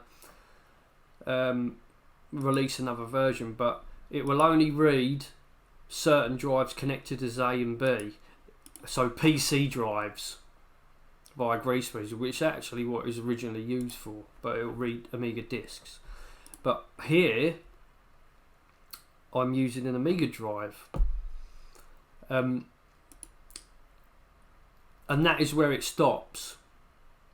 I think Panasonic and Mitsumi, you can get around it because you can, with these 3 jumpers on the back, you can get this read red as an Amiga drive under drive, as a PC drive under drive A, which is why them jumpers are there. But with TAX, I think Citizen, I don't know whether they got any jumpers. I know TAX haven't, and Chinon drives, there's no jumpers on board. No, I haven't got a FloppyBridge hardware, no. I've just got the software. There's no jumpers to configure on them, so that's where it stops. And I have asked Rob if he can edit this software to put a drive connected as a 0 or a 1, so like Amiga drives. So we're at a stalemate with Chinon, TAC and Citizen right at this point. So what I'll do now... It's still saying FloppyBridge, it can't find the drive. Yeah, FloppyBridge is software, but I can go via the Greaseweazle. I know they altered it for that. Right, so what I'm going to do now, I'm just going to unplug this. Now we know our drive's working. And what I'm going to do is set them jumpers to the Amiga type. So it should read then. So if I go to... Oh, wrong one. It's my caps list. On what drives need what caps. I've got my mode in there. So if I set this drive up as a PC drive, it should, in theory, be able to be read on the Amiga. I'll just swap to my both camera view. So you can see what I'm doing. So PC mode, this jumper's got to be set as 1, 0, 3, 2, 1.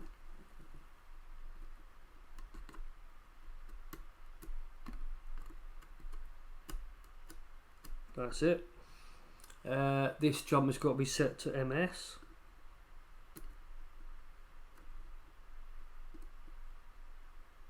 Just make sure it's over all the way. Oh, it's only two. It's only two. Okay. And then this side's got to be set as DC. And that should be it. Now FloppyBridge should pick that up as a PC drive.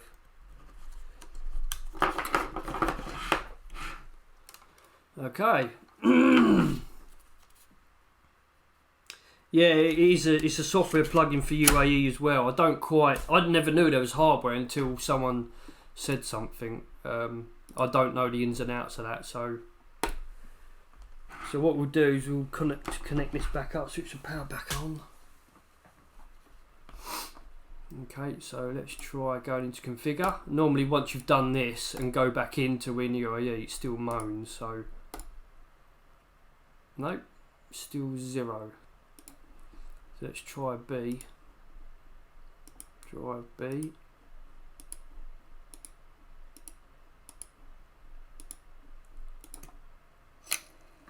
Boom, she's there.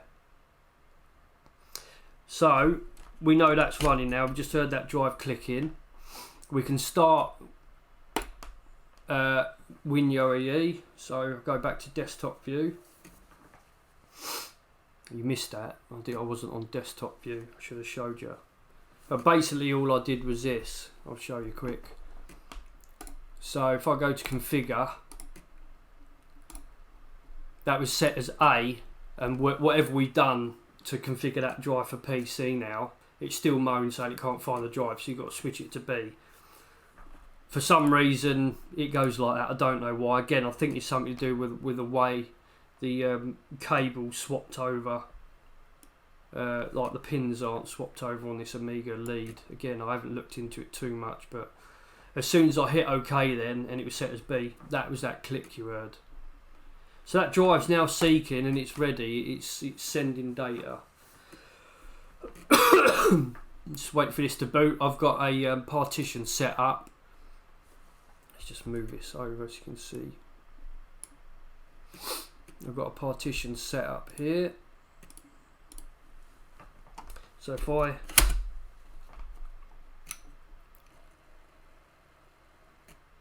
so she's trying to read. Not going to have much luck, but it's sending commands to the drive. Yeah, so he's got no idea what it's doing. So let's go into the test kit. No, sometimes it does that. I think it's because the drive's seeking. I could try running. No, it's just reset it. Yeah, I normally find when the drive's seeking like that, sometimes it crashes out, but I think that's something to do with the emulation. Again, that's why I've just bought this Amiga 600, so I can try and troubleshoot a drive in the Amiga.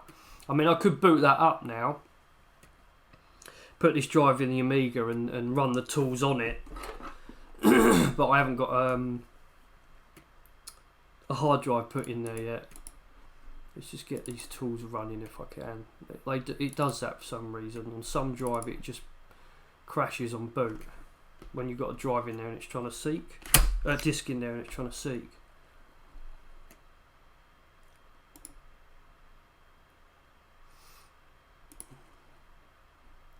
Right, so DFO, we'll do a read test.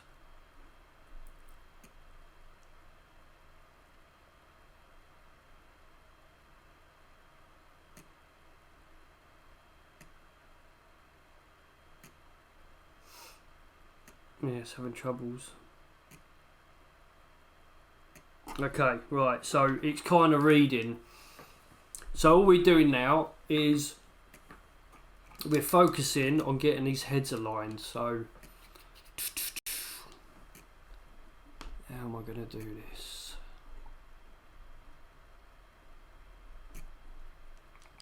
Right, what I'll do, is I'll drop, don't want Greaseweazle, go away. I'll try and drop my cam so you can see what the drive's doing. In a sec.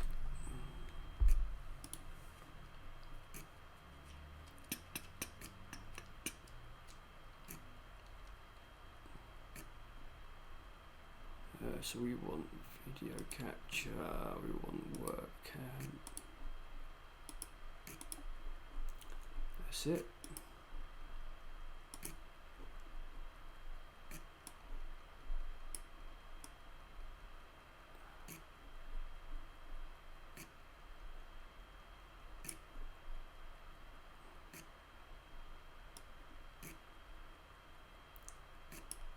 Yeah. Okay, so we can move that about now.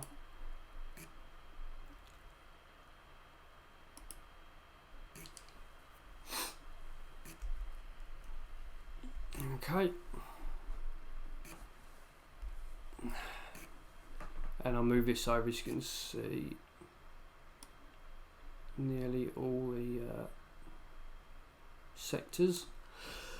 And I'll bring this down so you can see when I'm moving the heads. Okay. So we've got bad sectors all over the place, and it may well be, I think the heads would have been dialed in. I don't think there's any alignment problems on that motor at the moment, that's where my mind's at. So I'm just going to loosen these screws.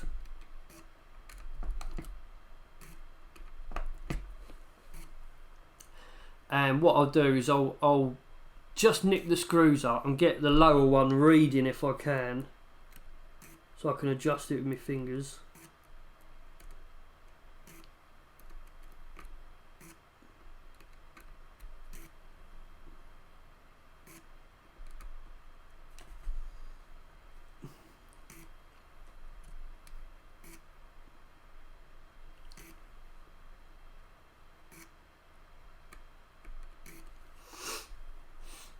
Right, what I'm going to try actually, the only other thing, this is another reason why I wanted an Amiga set up, is I did have an issue with the drive doing this.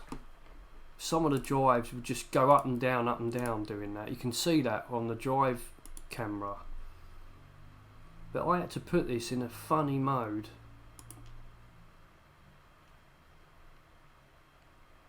More compatible.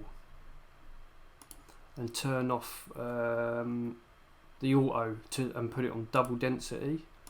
It's something to do. This may well be, like you say, an SCOM drive, because there's no ready. It's telling me there's no ready signal. But I think I'm going to have to reboot this because I've altered a few settings. But yeah, it's strange.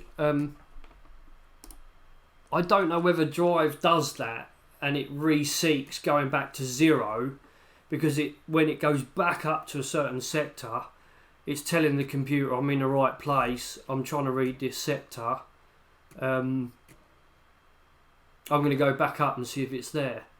And I don't know whether it does that or whether that's something to do with the protocol in these tools or in this FloppyBridge or what. So I'm still trying to get my head around that. I think I'm 50-50 where the drive is just saying, look, I'm going back to track 0. I'm going to go back up to, say, sector 33 and see if it's there. And because it's not, it will resync again, go back to 0 and make sure it's where it's at to 33. Or whether it's something in this software. So I'm just going to try this mode.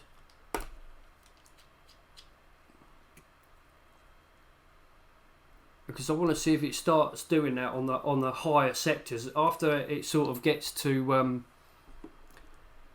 around about here, halfway, it will start going up and down, reseeking. If it's from an A600, it should not be an SCOM. A1200, okay. And I gather A4000s then.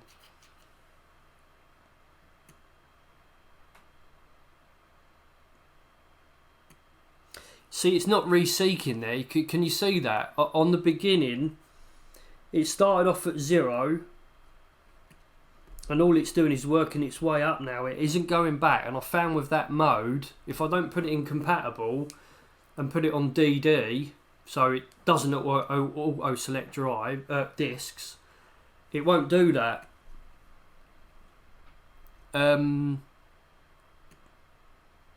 Because in my mind, from what I've seen, it's only Panasonic and Mitsumi that do it in this certain mode. It may well be because I'm putting it in as PC mode, and I don't know. I haven't worked that out yet, but it's I thought it would just start off at sector 0 and then seek sectors, and that's the thing. When you're relying on the drive, if you're altering that motor, like loosened it we was on about earlier, to turn the worm drive to align these heads very slightly to get it back on track, I don't think once you've aligned that drive you will need to resync it until it to go back to track 0 and then go back up to a certain sector. See, look, it's nearly halfway and it's not doing it. This is what I'm trying to talk about. Instead of waffling, I'll show you. If I go to head calibration, okay, that's giving me an OK signal. I don't know why, because it didn't really read that well. But this is what I'm saying. If I go to reseek and hit it, that's when a disk reseeks, and I think that's what you should do. When you're aligning the drive with this bit, which is what I normally use, I'll go backwards and forwards between this software and what we just used. So the disk reading. But once I've made an adjustment on this, what I'm saying, it's going to throw out the whole drive. So what I'll do is I'll reseek it. So now after you've done a reseek, you're reseeking from a new cylinder 0 or new, track 0. Because I think even though you get the drive in and it starts reading everything, there's other tracks that go out. And if you don't reseek that cylinder and it tells the drive that's where you're at now, because you've made that fine adjustment, I'm not sure whether that's messed it up for the whole process. So every now and then I'll do an adjustment. When it comes in, I'll hit reseek and let the drive reseek, or I'll just go to the next cylinder there. So that's almost in the middle of the drive there. Oh no, that's not okay, is it? It's saying it's missing. That's fine then. And I'll just reseek it a couple of times. So we've got nothing at all there. Nothing at all. So any of you guys that haven't used this, X means the sector's totally missing. It's not read anything. It's missing data. The minus normally means that comes along here. I'll try and get it to start reading something. The minus normally means it's found something, but it's not quite dialed in.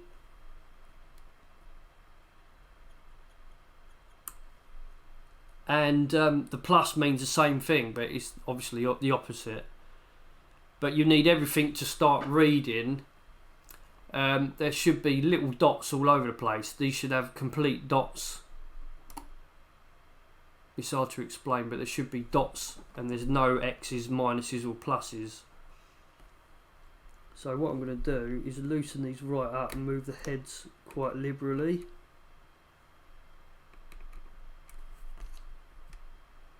Don't forget you've got backwards and forwards movement and side to side, so getting these dialed in can be really tricky. So I just want to try and get the lower cylinder doing something if I can, and it kind of gives you a pointer where you want to be in a way.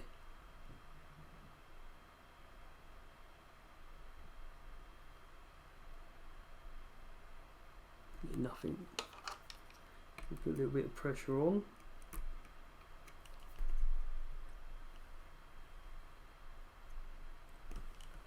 Reseek. Nothing.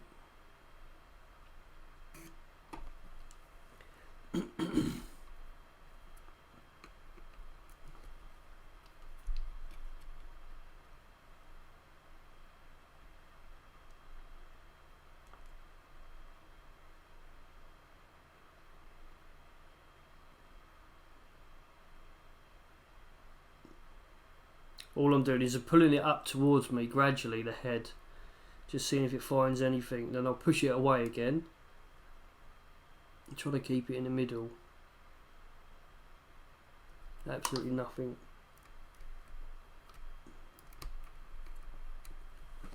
Okay, let's go back to trying to read the disc. Nothing. So I'll go to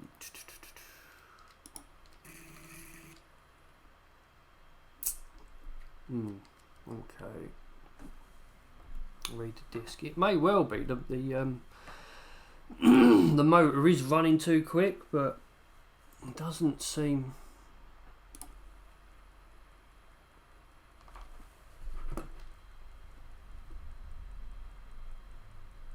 Oh no, that may well be too quick. Yeah, that may well be too quick. That might be the answer. So we might have some bad caps here. What I'm going to do is exit this. Yeah, see, if the motor's spinning too quick, you won't get a read anyway. So if I go...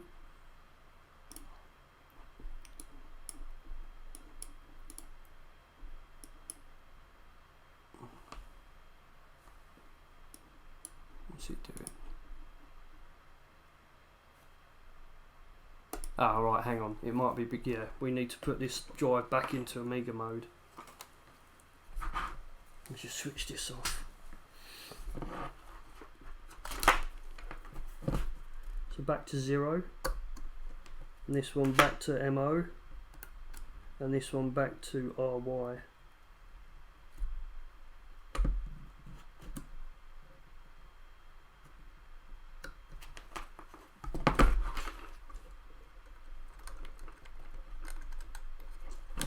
Okay, let's try that again.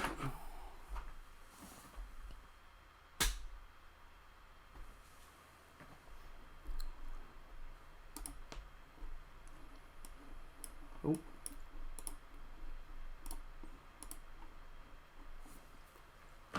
So we've got nothing there, nothing at all. Why is that?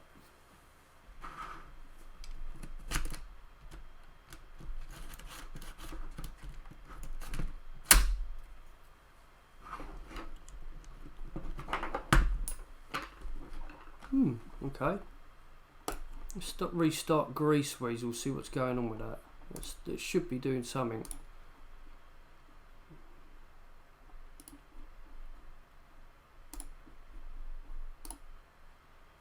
$150 to 300. Yeah, see, it looked like it was spinning a hell of a lot quicker than that. And that was, yeah, on that mode, so.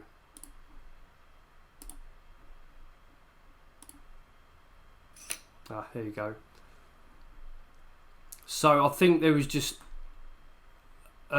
something still in memory holding open the Greaseweazle device from the WinUAE. So now that's saying no index. Now I've got a feeling it's nothing to do.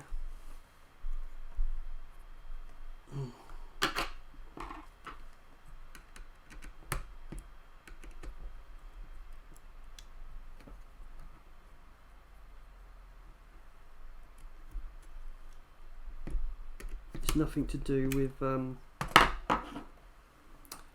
reading the disc. I'm sure this should still report an RPM somewhere. I think this is going to need recapping. I'll try and see the inside of that.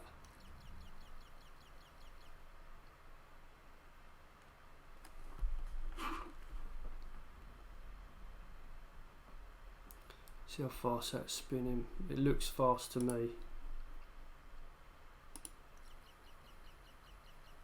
I mean, it doesn't look too much faster, but let's see if I can seek a cylinder.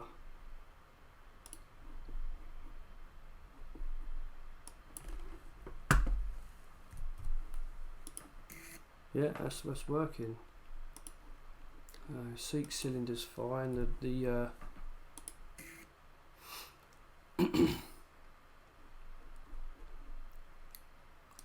signal absent after seek to cylinder 0. Aha! Track 0.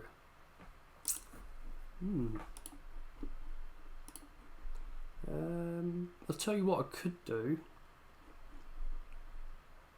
Well, yeah, I could do that. I could try and read from the disc, see what it picks up, and go from there. What we'll do is we'll read the disc and see what it picks up. No such file or direct. Oh, that's me being silly. Desktop. Oh, no index. Oh, there you go. Yeah, it's not read anything. So reading the disk, it's not getting any data. So is that the bloody platter or what? What I could do, thinking about it.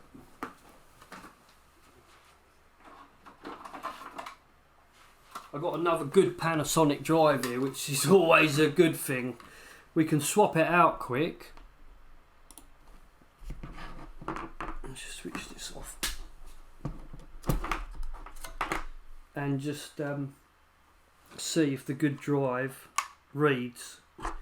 If it does, we know our setup's correct.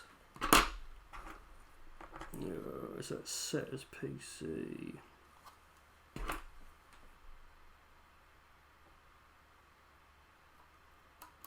That's set as PC. So I set that to Amiga.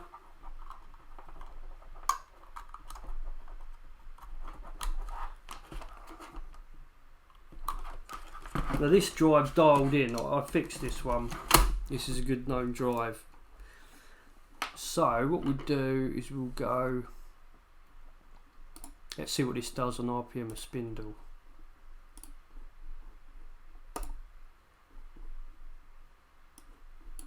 Okay, no index. Let's just reset Greaseweazle again, just in case. Oh, hang on a minute, I'm being stupid.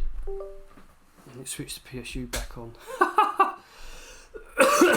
Yeah, this is it. Yeah, there you go. So we're getting good stats. I'll move this over, you can see it. Around 300 revs. That's great. So we know we're set up okay and that cable's working. Now the only other thing I could probably do, I wonder, I've never tried this. It's a shame I haven't got a disc with no inner taken out of it. I should have really. Oh, wait a minute, yeah I have. Yeah, I have.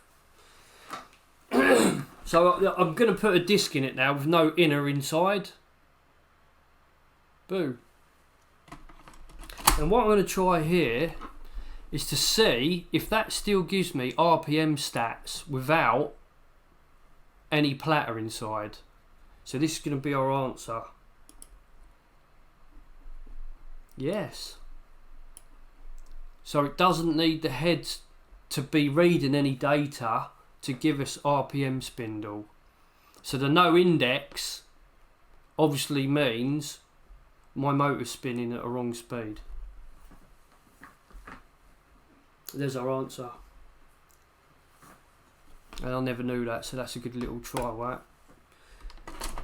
We've both learnt something, or maybe I've learnt something and you haven't, but so I think the next thing is possibly to recap that other drive, and I'm just going to read this disc with this drive just in case. Let's just get rid of this lappy cam on this screen, the work cam on this screen, and what we'll do is read, I just want to read the disc back, make sure this is okay, this drive. I'm sure it's fine. Desktop. This might take a while. So what we'll do is we'll read it back. No index. Oh, hang on a sec. Oh, maybe that's what it... Oh no, we've already answered. I know what's going on here. It's a drive select. That's it. It should be set to 0. Doesn't matter because we wasn't getting any spindle movement on the other one. So this bit's just me being stupid. So we're just going to see if this is going to read a disk. Okay, and then we'll have a look at what the disk looks like. So this bit here, we'll make sure that looks okay under the disk tools, just to show that that drive's okay. So yeah, I think the next stream then is, shall I recap it on stream? I don't know, because some can be bastards, and I've got to make sure I've got the caps for it as well. I might have to recap it off stream and then just do a quick catch up video once it's done. I don't know, or maybe I should just get the caps and redo it on stream. I don't know. I'll have a think. So we'll wrap it up after this. It's nearly 2 hours 24. It's a bit of a journey. Good stream that, I suppose. There's our answer though. I think maybe Mogo, you might agree, but I think that drive needs recapping. I mean, it's got wet, so maybe, I don't know. The board looks fine. If you have a look at this, it's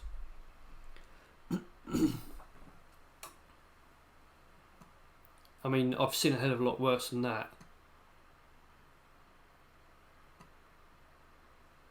I mean, it doesn't look like... there's a little bit of crap around the bottom of them legs. So it may well be leaky caps, yeah. Go get a coffee. I will after this. It'll only be a couple of minutes and I'll wrap it up. I'll just have a look to see what state that drive's in. That disc's in. It should be alright. These are all the discs I've cleaned, funnily enough. These all had mould on. And all of them down there are all working now, so that's great. So yeah, weirdly enough, while I'm on the subject, I'll just give you a quick tip. This is one of the TIAC drives I've fixed. There's certain models of TIACs.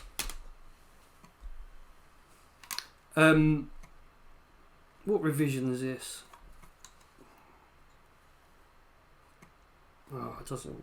Oh, here you go. Yeah, it has. I think the revision's there. It's a FD235F. Now, some of them it just says there. Although it's a FD235F, I have found there's some revisions that are slightly different. And being the motor that you dial in, some of these jumpers are different. They've only got two lots of header pins.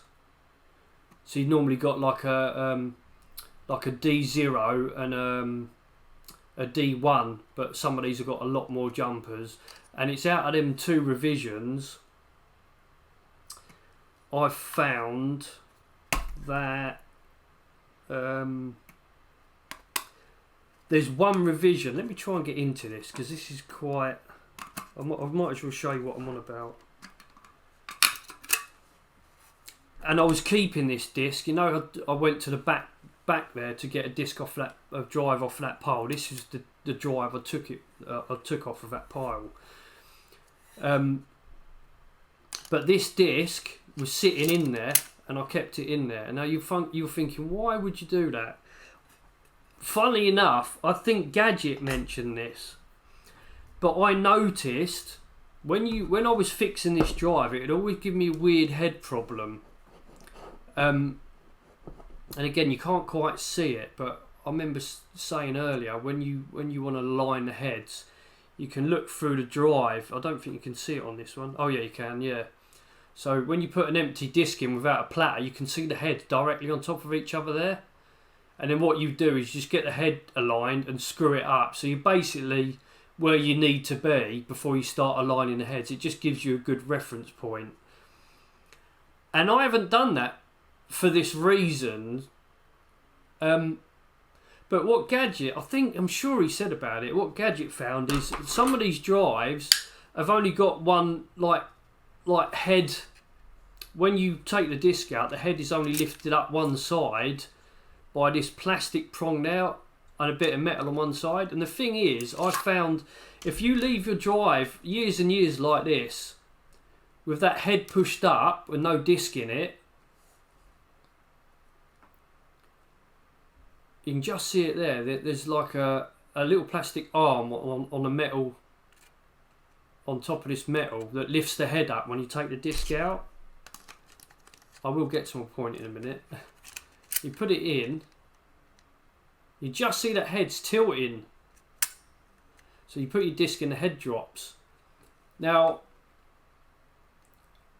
I noticed this, which is what brought me onto his video. I'm like, yeah, I'm sure Gadget said about this, but where the drive, someone sent him in a drive that had been obviously an Amiga in the last 30 years, sitting like this, you know, not doing a lot.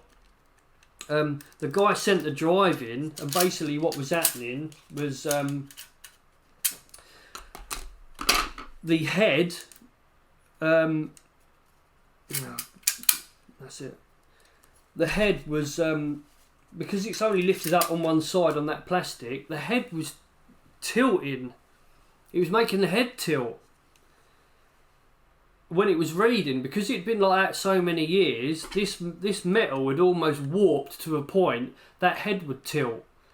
So I thought, Jesus, that's all it was. All I had to do is get this whole metal. There's a bit of metal between this that's pressed into this plastic part, and if that metal along there's warped under them screws, that head's always going to be tilting to one side.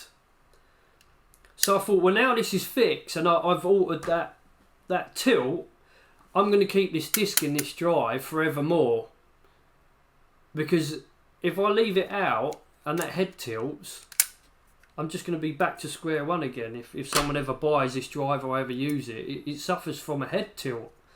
So that's a real bad design. That they should have kept that other side of metal in. That other, you know, there should be, this metal that goes along here should be the same this side up to that point, and there should be another plastic prong on that side keeping this side of the head up, because lifting the head just up on this side once the disc's out all them years, and it just, yeah, well, yeah, and I suppose they do wear, yeah, that's the other thing.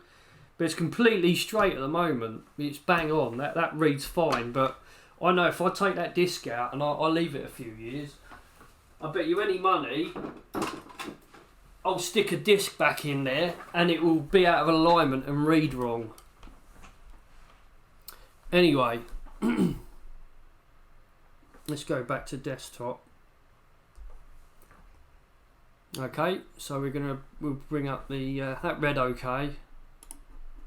We'll bring up the HXC emulator. We can drag this in and see what this reads. And we'll call it a day. I know this disc's fine because I've used it a few times. There's no errors on it or anything. He says, but we'll soon find out. Actually, I did use it for a few things the other day. I think it's the same disc I use on the stream, actually. This reading's kind of slow though, isn't it? But yeah, I think that drive needs a recap. That's my honest opinion. I don't know, you're probably with me on that one, I don't know. God, that is reading slow, that image. But then again, I have got it on RAW, so soon find out.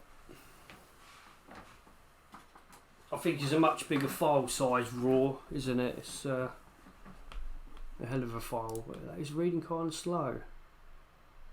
Let's have a look at the properties. 65 meg. It might take a bit. I never knew. Yeah, this is it. Yeah, yeah. I know some of the Commodore engineers I watch, Dave Haney and Bill Hurd. I remember them saying, "Well, we only design a Commodore Amiga, each revision of it, to last a year because the industry is moving so quick." They're amazed how far it's gone. It's ridiculous. Yeah, I probably will do. I'm not going to make that decision now. I'll just make sure that I've got the caps, and then we'll do another stream, and then we'll carry on from where we were. That's probably the best bet. Let's just switch this light off. Yeah, so yeah, I hope you enjoyed this. It's been a bit of a journey.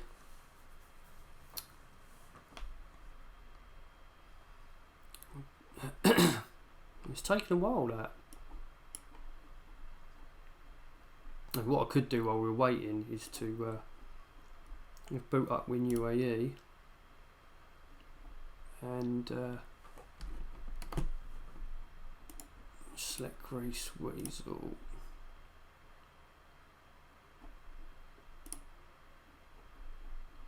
Start it. Okay. Might need sorting that.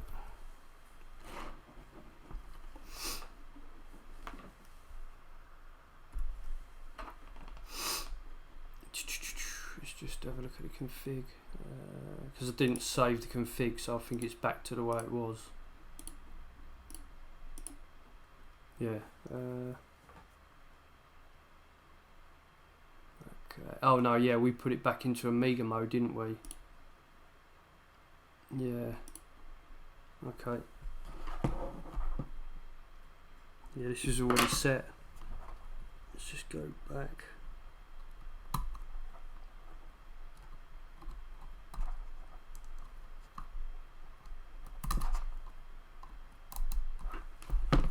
That's it. There you go. Let's just give it boot up. Yeah, it's taken ages to read that. Yeah, cheers buddy, appreciate it. You seem like a nice guy. Nice to meet you. Thanks for subscribing. What was I going to do? Oh yeah, that disc.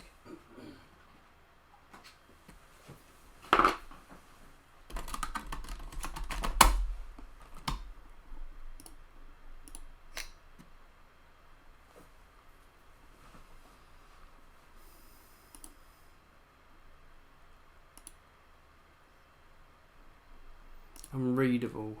Okay. Did I do something the other night with this disc? Maybe that's why it's slow. Let's just give it a format.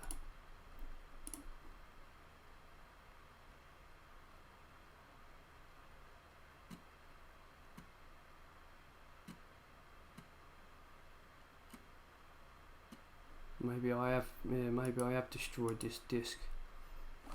Let's just change that mode back. This is the thing with the modes, I'm not sure. I'll put it back to default.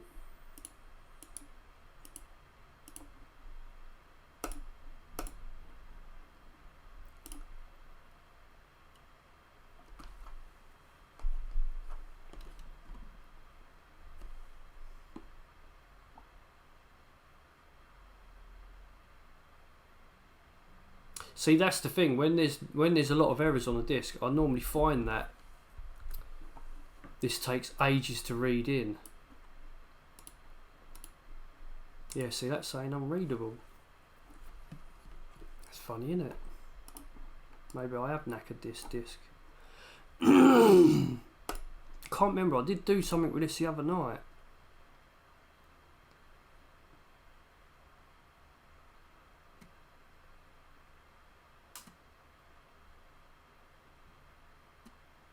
No, doesn't want to know. Let's try another disc quick.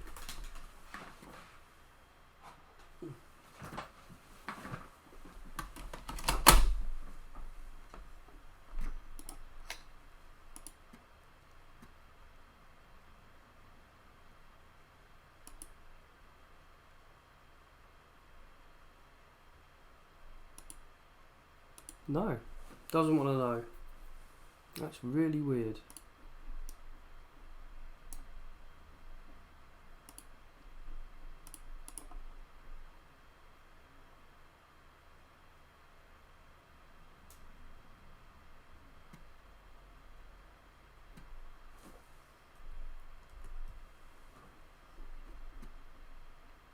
No, it can't be both discs. These are all okay. It's got to be something to do with that drive setting. You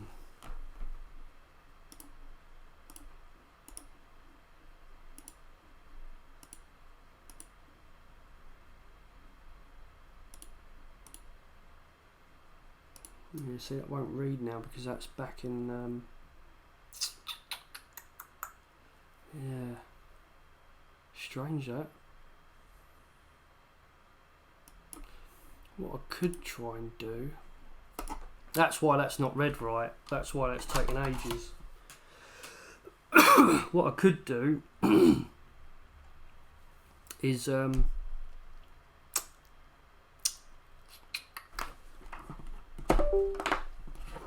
just try something quick.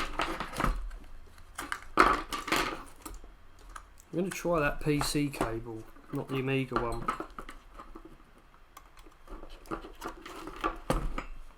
It may well be that. Maybe that's what's not making a drive read or getting that index. Maybe it's sending the PCB commands on a certain set of pins but not reading the heads. So it wouldn't find an index or the motor index, I don't know. But I've just changed that lead out. Let's see if that reads now. That's probably why I've been getting really weird issues this whole stream. So this has got to be set. I need to note all this down. I'll note this down after this stream. What drives need what leads. Right, so that's saying that's not detected. It'll be helpful if we push the bloody USB in. Right, okay. Let's go back.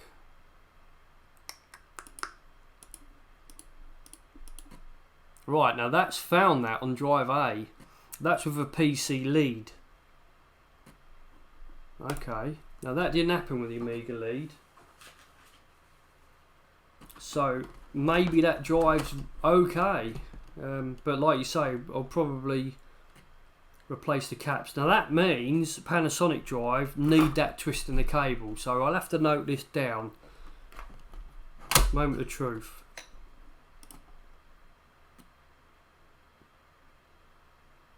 No, unreadable. Let's see what this disk tools is doing. That's not looking good at all.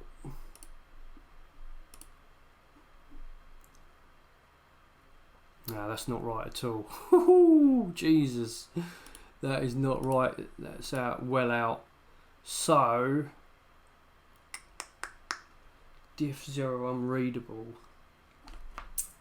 Now, is that because we've tried to format on that other drive and the lead was wrong?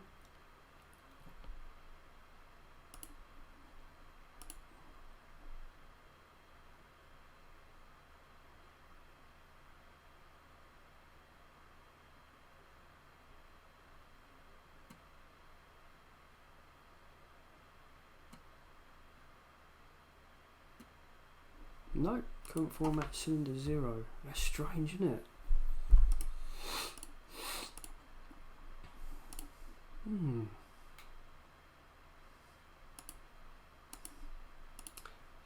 I'll try this again and reset it.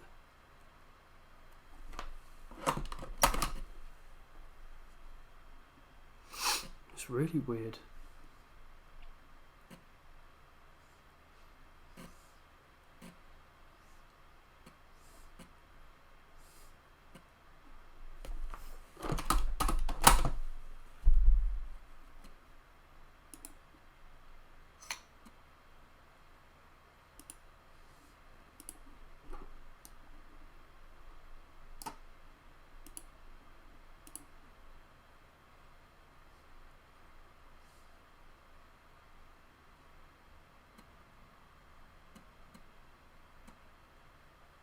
I can hear the drive doing something, but it doesn't want to know. So, next thing is, we should just go back to a normal drive. I'll try it in one of them chin-ins and see what's going on with that. Something's really odd here.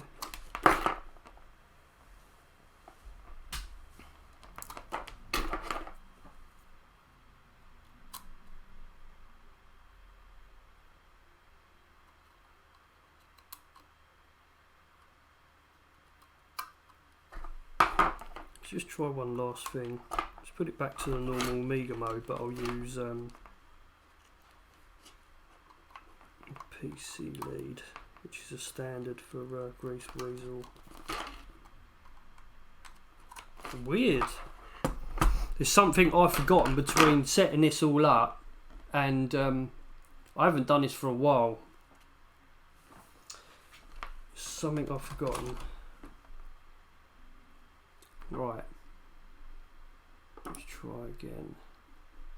Again, you know, whatever this is, I'm going to crack it in a sec and write down what's going on here. Okay, so that's using a PC cable. So we'll try USB. No. That's with a PC lead. Okay, so let's just try something quick before we go. What I'm going to do is try chin and drive.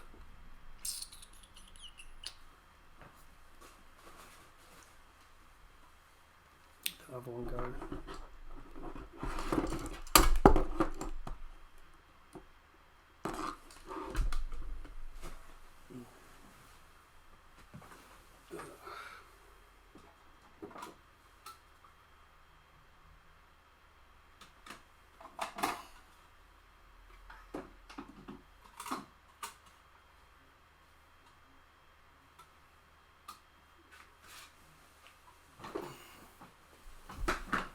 Right, we'll try TAC drive. That's on the top shelf anyway. Now these normally boot up with the Amiga lead, so we know that. That's fine. Really odd.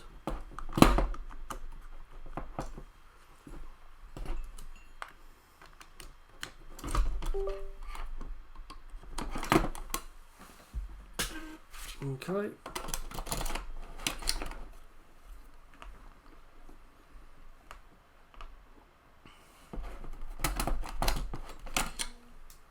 Okay, I've got to make sure this is set right as well.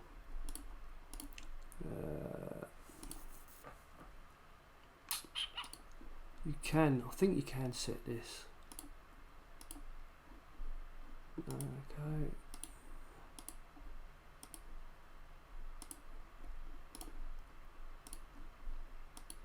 I need to change this jumper, I think, and it should read. Yeah. Right, that jumper's already set then. So that was still set in the mode I use for Greaseweazle on this. Otherwise, you'd have to set the jumper back and it goes to Amiga. There's only one jumper on here. Right, let's see if that boots. The hard drive, that is. Sorry, let's see if the disk reads. Weird, it's so weird. I wonder what's doing that then. Strange.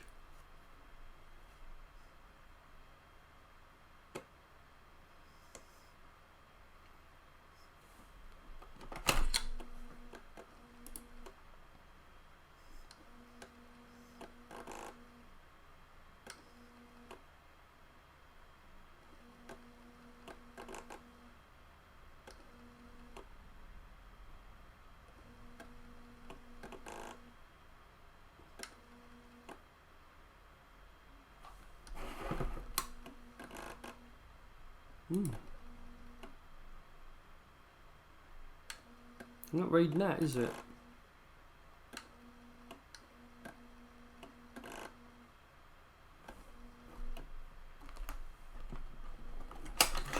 another disc just in case.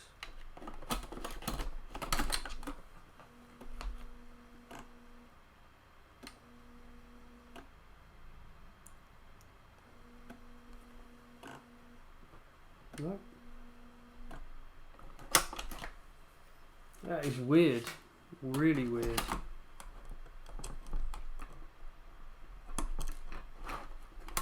Let's set this jumper up to just trying to work out what's going on here.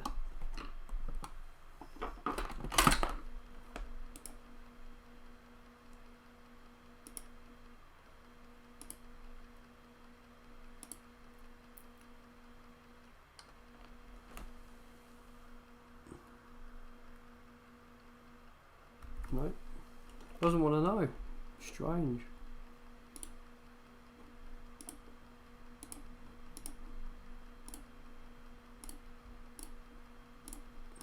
Let's try that.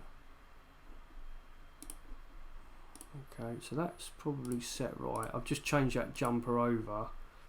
I'm going to go back to B and just reset this.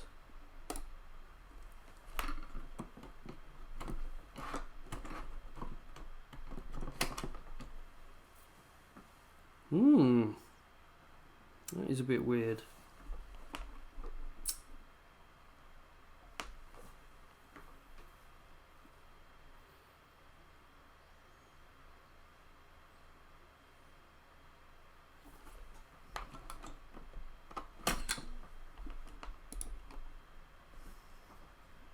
Right, I actually come up with something there.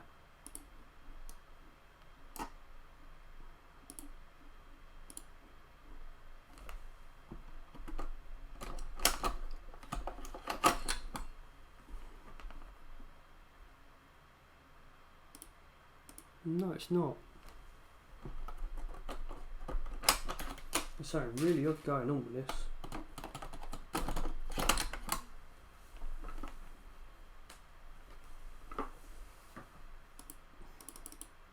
No. I wonder. That's so strange.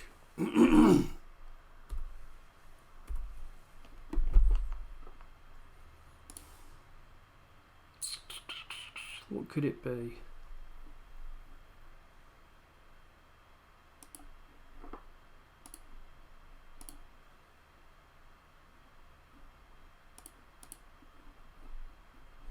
Let's reset UAE, see what's going on.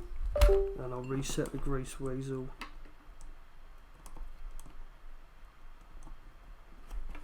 It may well be something in memory.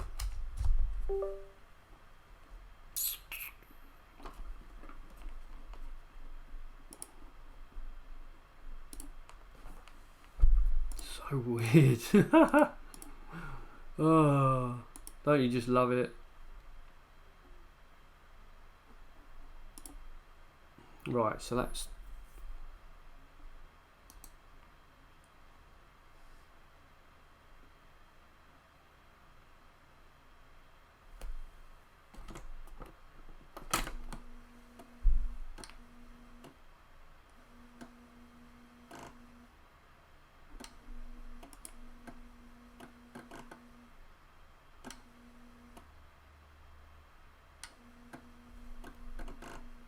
no, I don't want to know, does it?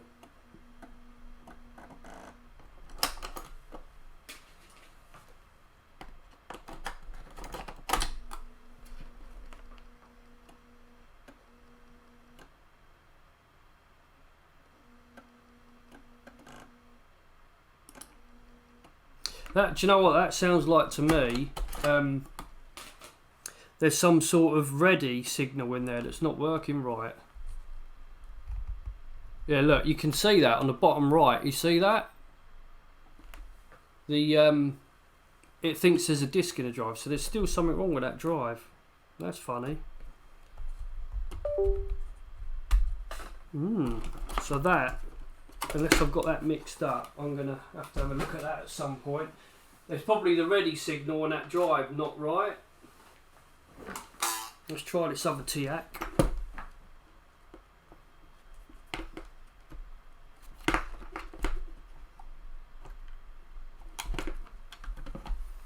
was that set as?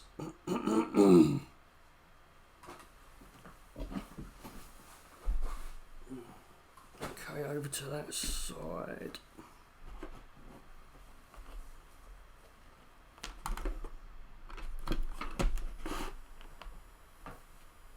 We'll get there in a minute. He's doing alright.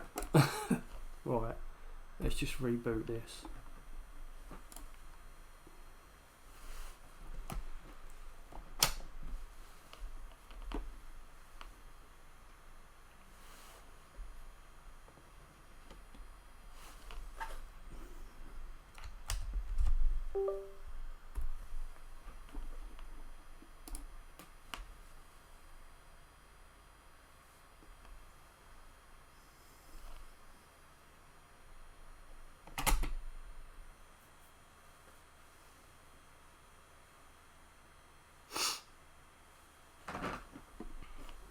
Make sure WinUAE's found it, because I don't think that's found that.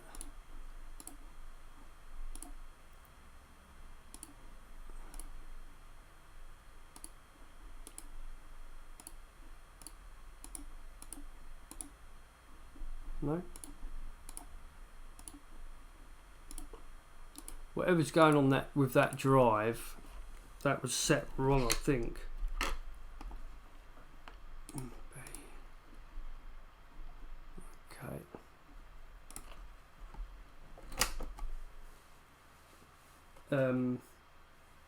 But yeah, it did sound like the ready signal wasn't working on that. Strange.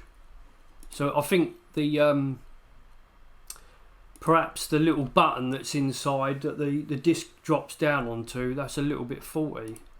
Unless there's something else going on with this software. I don't know. This is the thing. I'd rather play with this in a proper Amiga, because there's a lot of if buts and maybes with these that are a bit weird. The last thing I'm going to try and do with this drive, that may work with the other TIAC, is go back to the PC cable. Yeah. And it's working out what drive has what cable, because these are all different, and trying to find the information on the internet is a nightmare. So I need to get that manual up and running, or work this out, because this is before I start the next stream, what every drive needs and whatever cable it needs, because we don't want to be doing this again, do we? It's crazy. Right. Oops. Plug this back in. Let's just configure floppy drive.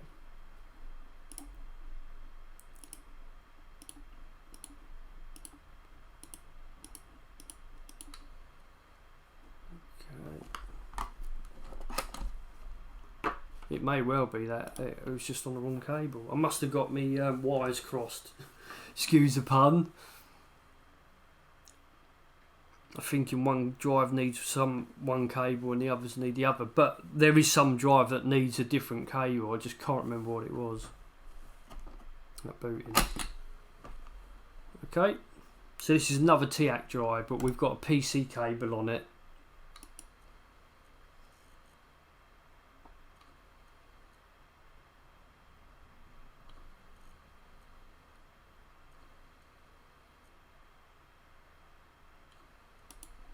Okay, that's not doing a lot.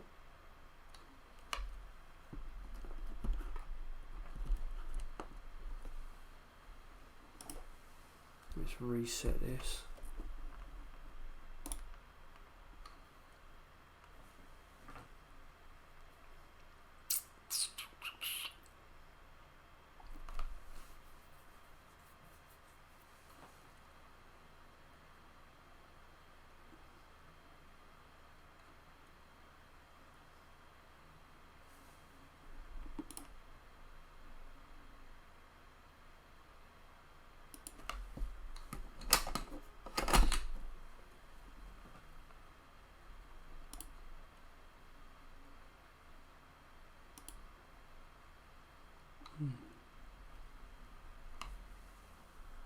weird.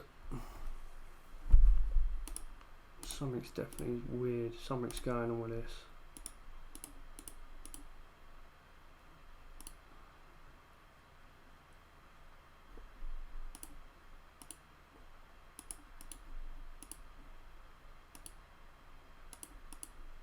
Yeah, I'm lost. Very strange.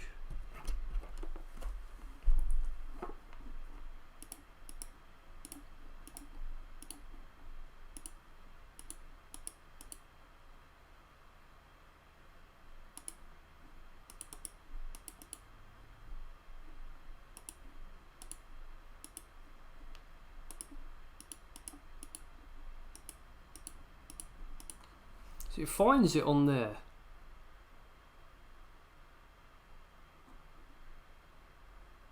Okay.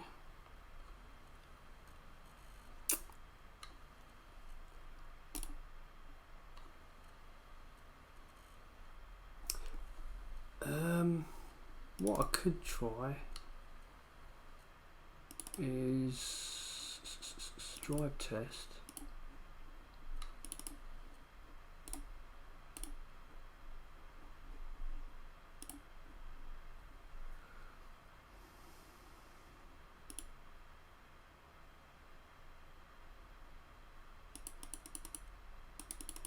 Now that's working. So this is just a little utility. You can tell the drive what to do in Workbench. So that's sending data.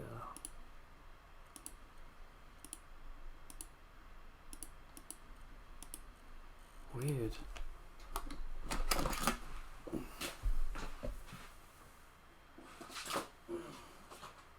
And these are all formatted floppies.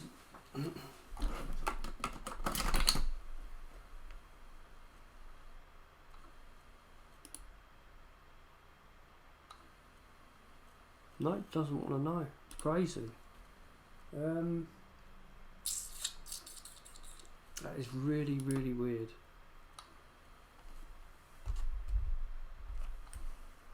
Yeah. Well, we know the other spindle works on that other drive. We got something from that. But why isn't anything reading? That's really odd. That is really odd.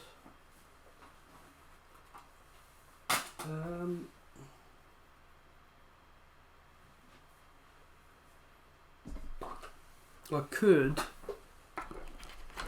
try a PC drive. I've got a PC drive sitting here just to see if them discs are reading. In WinUAE, it may well be something to do with the compatibility. I don't know. I know something changed a little while ago, so it may well be there's some incompatibility somewhere with WinUAE or something like that. But again, I'll have to set this up on a proper Amiga. So let's just go over to this other cam a sec, so you can see what I'm doing. So you've got no idea what I'm doing. So all I've done is I've gone back to a PC drive with Greaseweazle. There's no Amiga drives here now. And I'll test my original disc, which is what I was trying to get to read, and it's saying it's not reading a thing. So I'm just going to stick that in Greaseweazle, see if that reads alright. Again, that's going to rule out another issue. Oh.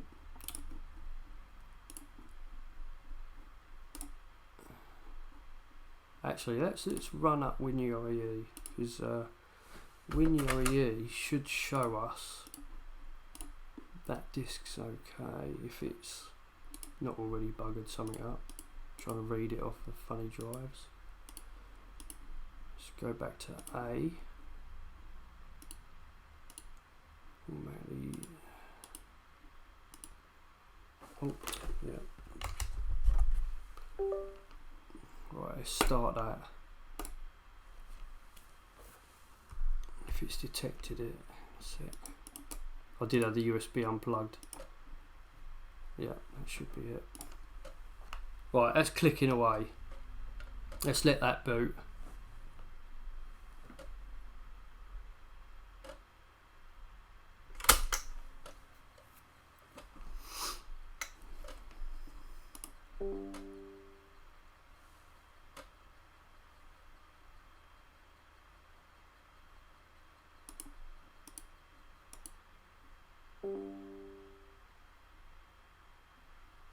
Right, okay.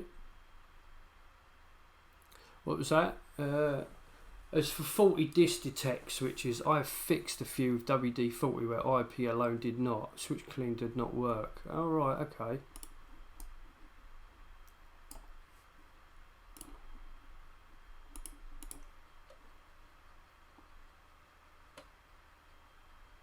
I see, now that's formatting. So what's going on there then? What I'll do is I'll format this and then read this back with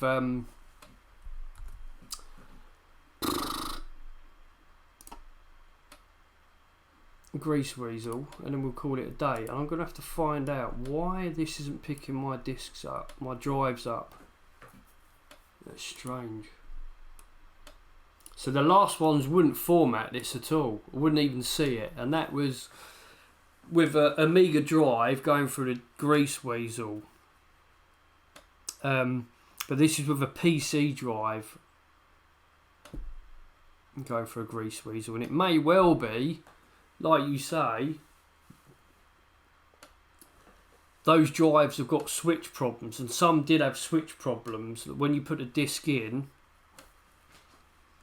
that switch isn't detecting the disk, you know, there.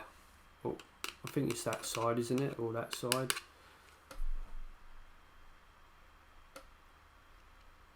I think the ready switch is just in front of that right enable, isn't it, on these disks?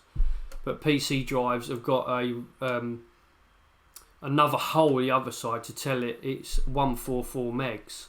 So I think they've got two switches this side, Amigas, for the right enable and the DD, or just to let it know it's ready. But in PCs, I think there's three, isn't there? And there's another switch the other side to the 144 hole. So yeah, that's a bit weird that. So I know my discs are okay.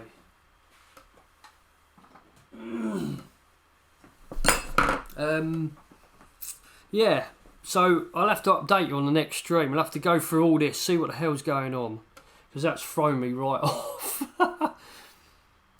If I can get a couple drives working, these are all fixed, then it may well be they've still got switch issues, so I'm going to have a look at that. But yeah, that is really, really weird. I'm sorry about that. It may well be because they've been sitting up there for a while now. It's these little niggly issues come back. You know, Gadget may well find that the discs that he's fixed, he's got issues back just by using a bit of switch cleaner, and maybe they've kind of dried out and you've got the issue back again. Maybe it's making a little bit of contact. I might have to go the full hog and take the switch out, unsolder it from the board, and just clean the switch up. You know, it's got carbon pads, hasn't it? And it's the pads that are dirty and it's not making a connection. So, which is a nightmare, because I know some of the drives you can't get to that micro switch until you take the bottom PCB out, and then it upsets the track 0 and you're back to aligning the drive again. So yeah, it's a nightmare. So that's formatted. So if I come out of this and we go into Greaseweazle, read the disk back, and the disk's okay. Read disk.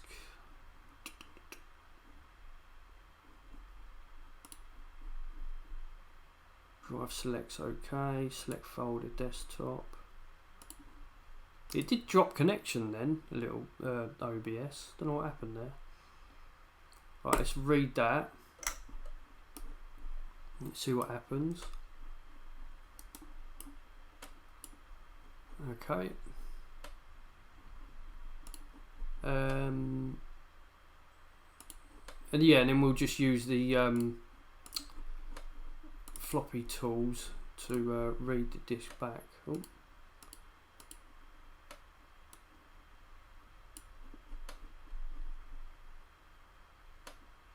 It did make me think. I thought, well, when this when these disk tools take ages to read a disk, I know there's errors on it. I don't know why it does that, but I know there's errors on it. So anyway, sorry about that. We should have cleaned up about half an hour to 40 minutes ago. But yeah, that's a pain in the bum. But again, all the trials and tribulations of live streaming. Jesus. Yeah, strange one. Very strange. But that's probably still not the reason why that drive isn't working. We got the other Panasonic drive, the spindle data off of, so we know the spindle's fine. I think this drive needs a recap, the one that we originally worked with on stream.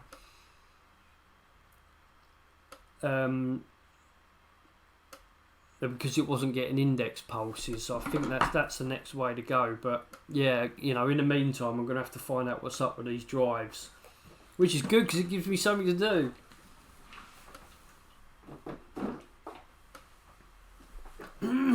So yeah, I'll the document I dropped earlier about the caps and what caps you need in what drives and the, you know, what jumpers and this.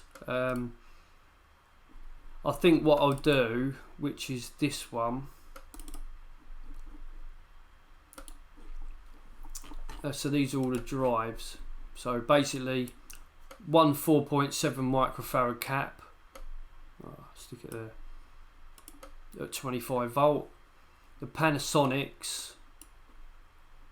Two 10 microfarad at 35 volt. Again, some of these are different. I've written the revision in that drive because I know some are slightly different. Where is there? There is two here somewhere. Yeah, there you go. There's two revisions of Chinans. One's an 001 drive and one's an 002. And they've actually got two different sets of caps. Yeah, again, if anyone needs it, just pause the video and steal it. But I think what I'll do in here, I'll rename this to a proper document. It's one of them documents you're just like, oh, do you know what? I'll bung this in a text file and I'll rename it something later. Normally I'll just name something P or Q and never rename it. It's just get it made. But what I'll do is under each drive, I'll put on there whether it's a 44 pin. Is it 44 pin for floppy or is it IDE? I can't remember. Well, whatever it is, whether it needs a PC twisted cable or whether a straight through Amiga cable. So I'll note down what it needs. Obviously in the Amiga it will just be that cable, and your drives are just set to Amiga mode. But if you're doing something with Greaseweazle, I'll make sure I'll note what cable by the next stream, what cable you use, in what mode, and what the FloppyBridge for UAE setting. So we'll have all the modes next stream and we'll be on top of it. So again, I needed this to happen because I didn't know where I was with it. I know there's a certain logic there somewhere. Yeah, we'll get there. We'll get there. Failure is an option. That's what I always say. Failure is an option. There you go. Look at that. Reading. So that's my to-do list. Ooh.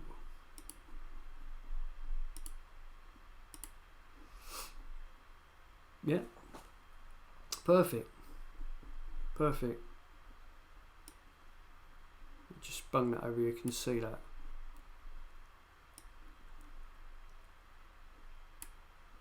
Yeah, perfect. So we'll wrap this up you guys haven't seen this yet, but once you've read a decent disc off with Greaseweazle, this is what we use to check it. Mogo will know. Normally, all the red you see earlier, and you see me start laughing, that means you've got read error. As soon as you see a red somewhere, you've got a read error. And it'll even tell you up there, it will say how many's bad. Obviously, in my case, 0. Sometimes you'll get read errors, and they're supposed to be there because of pirate protection. So there's a lot to talk about on that. But this is what I'm saying about a DOS formatted disk earlier. If you're still watching, this is what I said about a workbench DOS formatted disk. You'll need your disk to look like this if you're going to align any drives with Kier's tools, because if there's any bad sectors or made bad sectors for copy protection, when you align a drive, that is going to pick that up and say there's a read error, and that will throw you right off for drive alignment. So always use a workbench formatted DOS disk. Anyway, I'm going to wrap it up there. Thanks to all the people watching. I've got no idea who was watching or who was lurking, as they say. Thanks to Mogo. Nice bloke, he knows what he's talking about. Check his channel out. If you've got a channel, Mogo, I'll have a look in a bit. And you guys, like later on when the channel gets bigger, I'll have a list of all the subs or whatever. We might go down a Patreon route, but at the moment it's just a hobby. And yeah, so anyway, I'll stop the waffle, wrap it up there. Thanks to everyone. Hope you learnt something. Any pointers, stick it in the comments and let me know, because we're all learning here off of each other. I'll get to the bottom of why these drives aren't working. I think it's switching problems, but I'll let you know next stream, and we'll sort out what drive needs what cable in what mode with FloppyBridge and Greaseweazle. So I'll have all the answers hopefully next time. Alright? A PayPal link, yeah. Yeah, could do. Anyway, 3 hours 15 minutes, that's enough. Good first stream. Thanks a lot, guys, and enjoy the rest of your week. Enjoy the weather. All the best. See you later.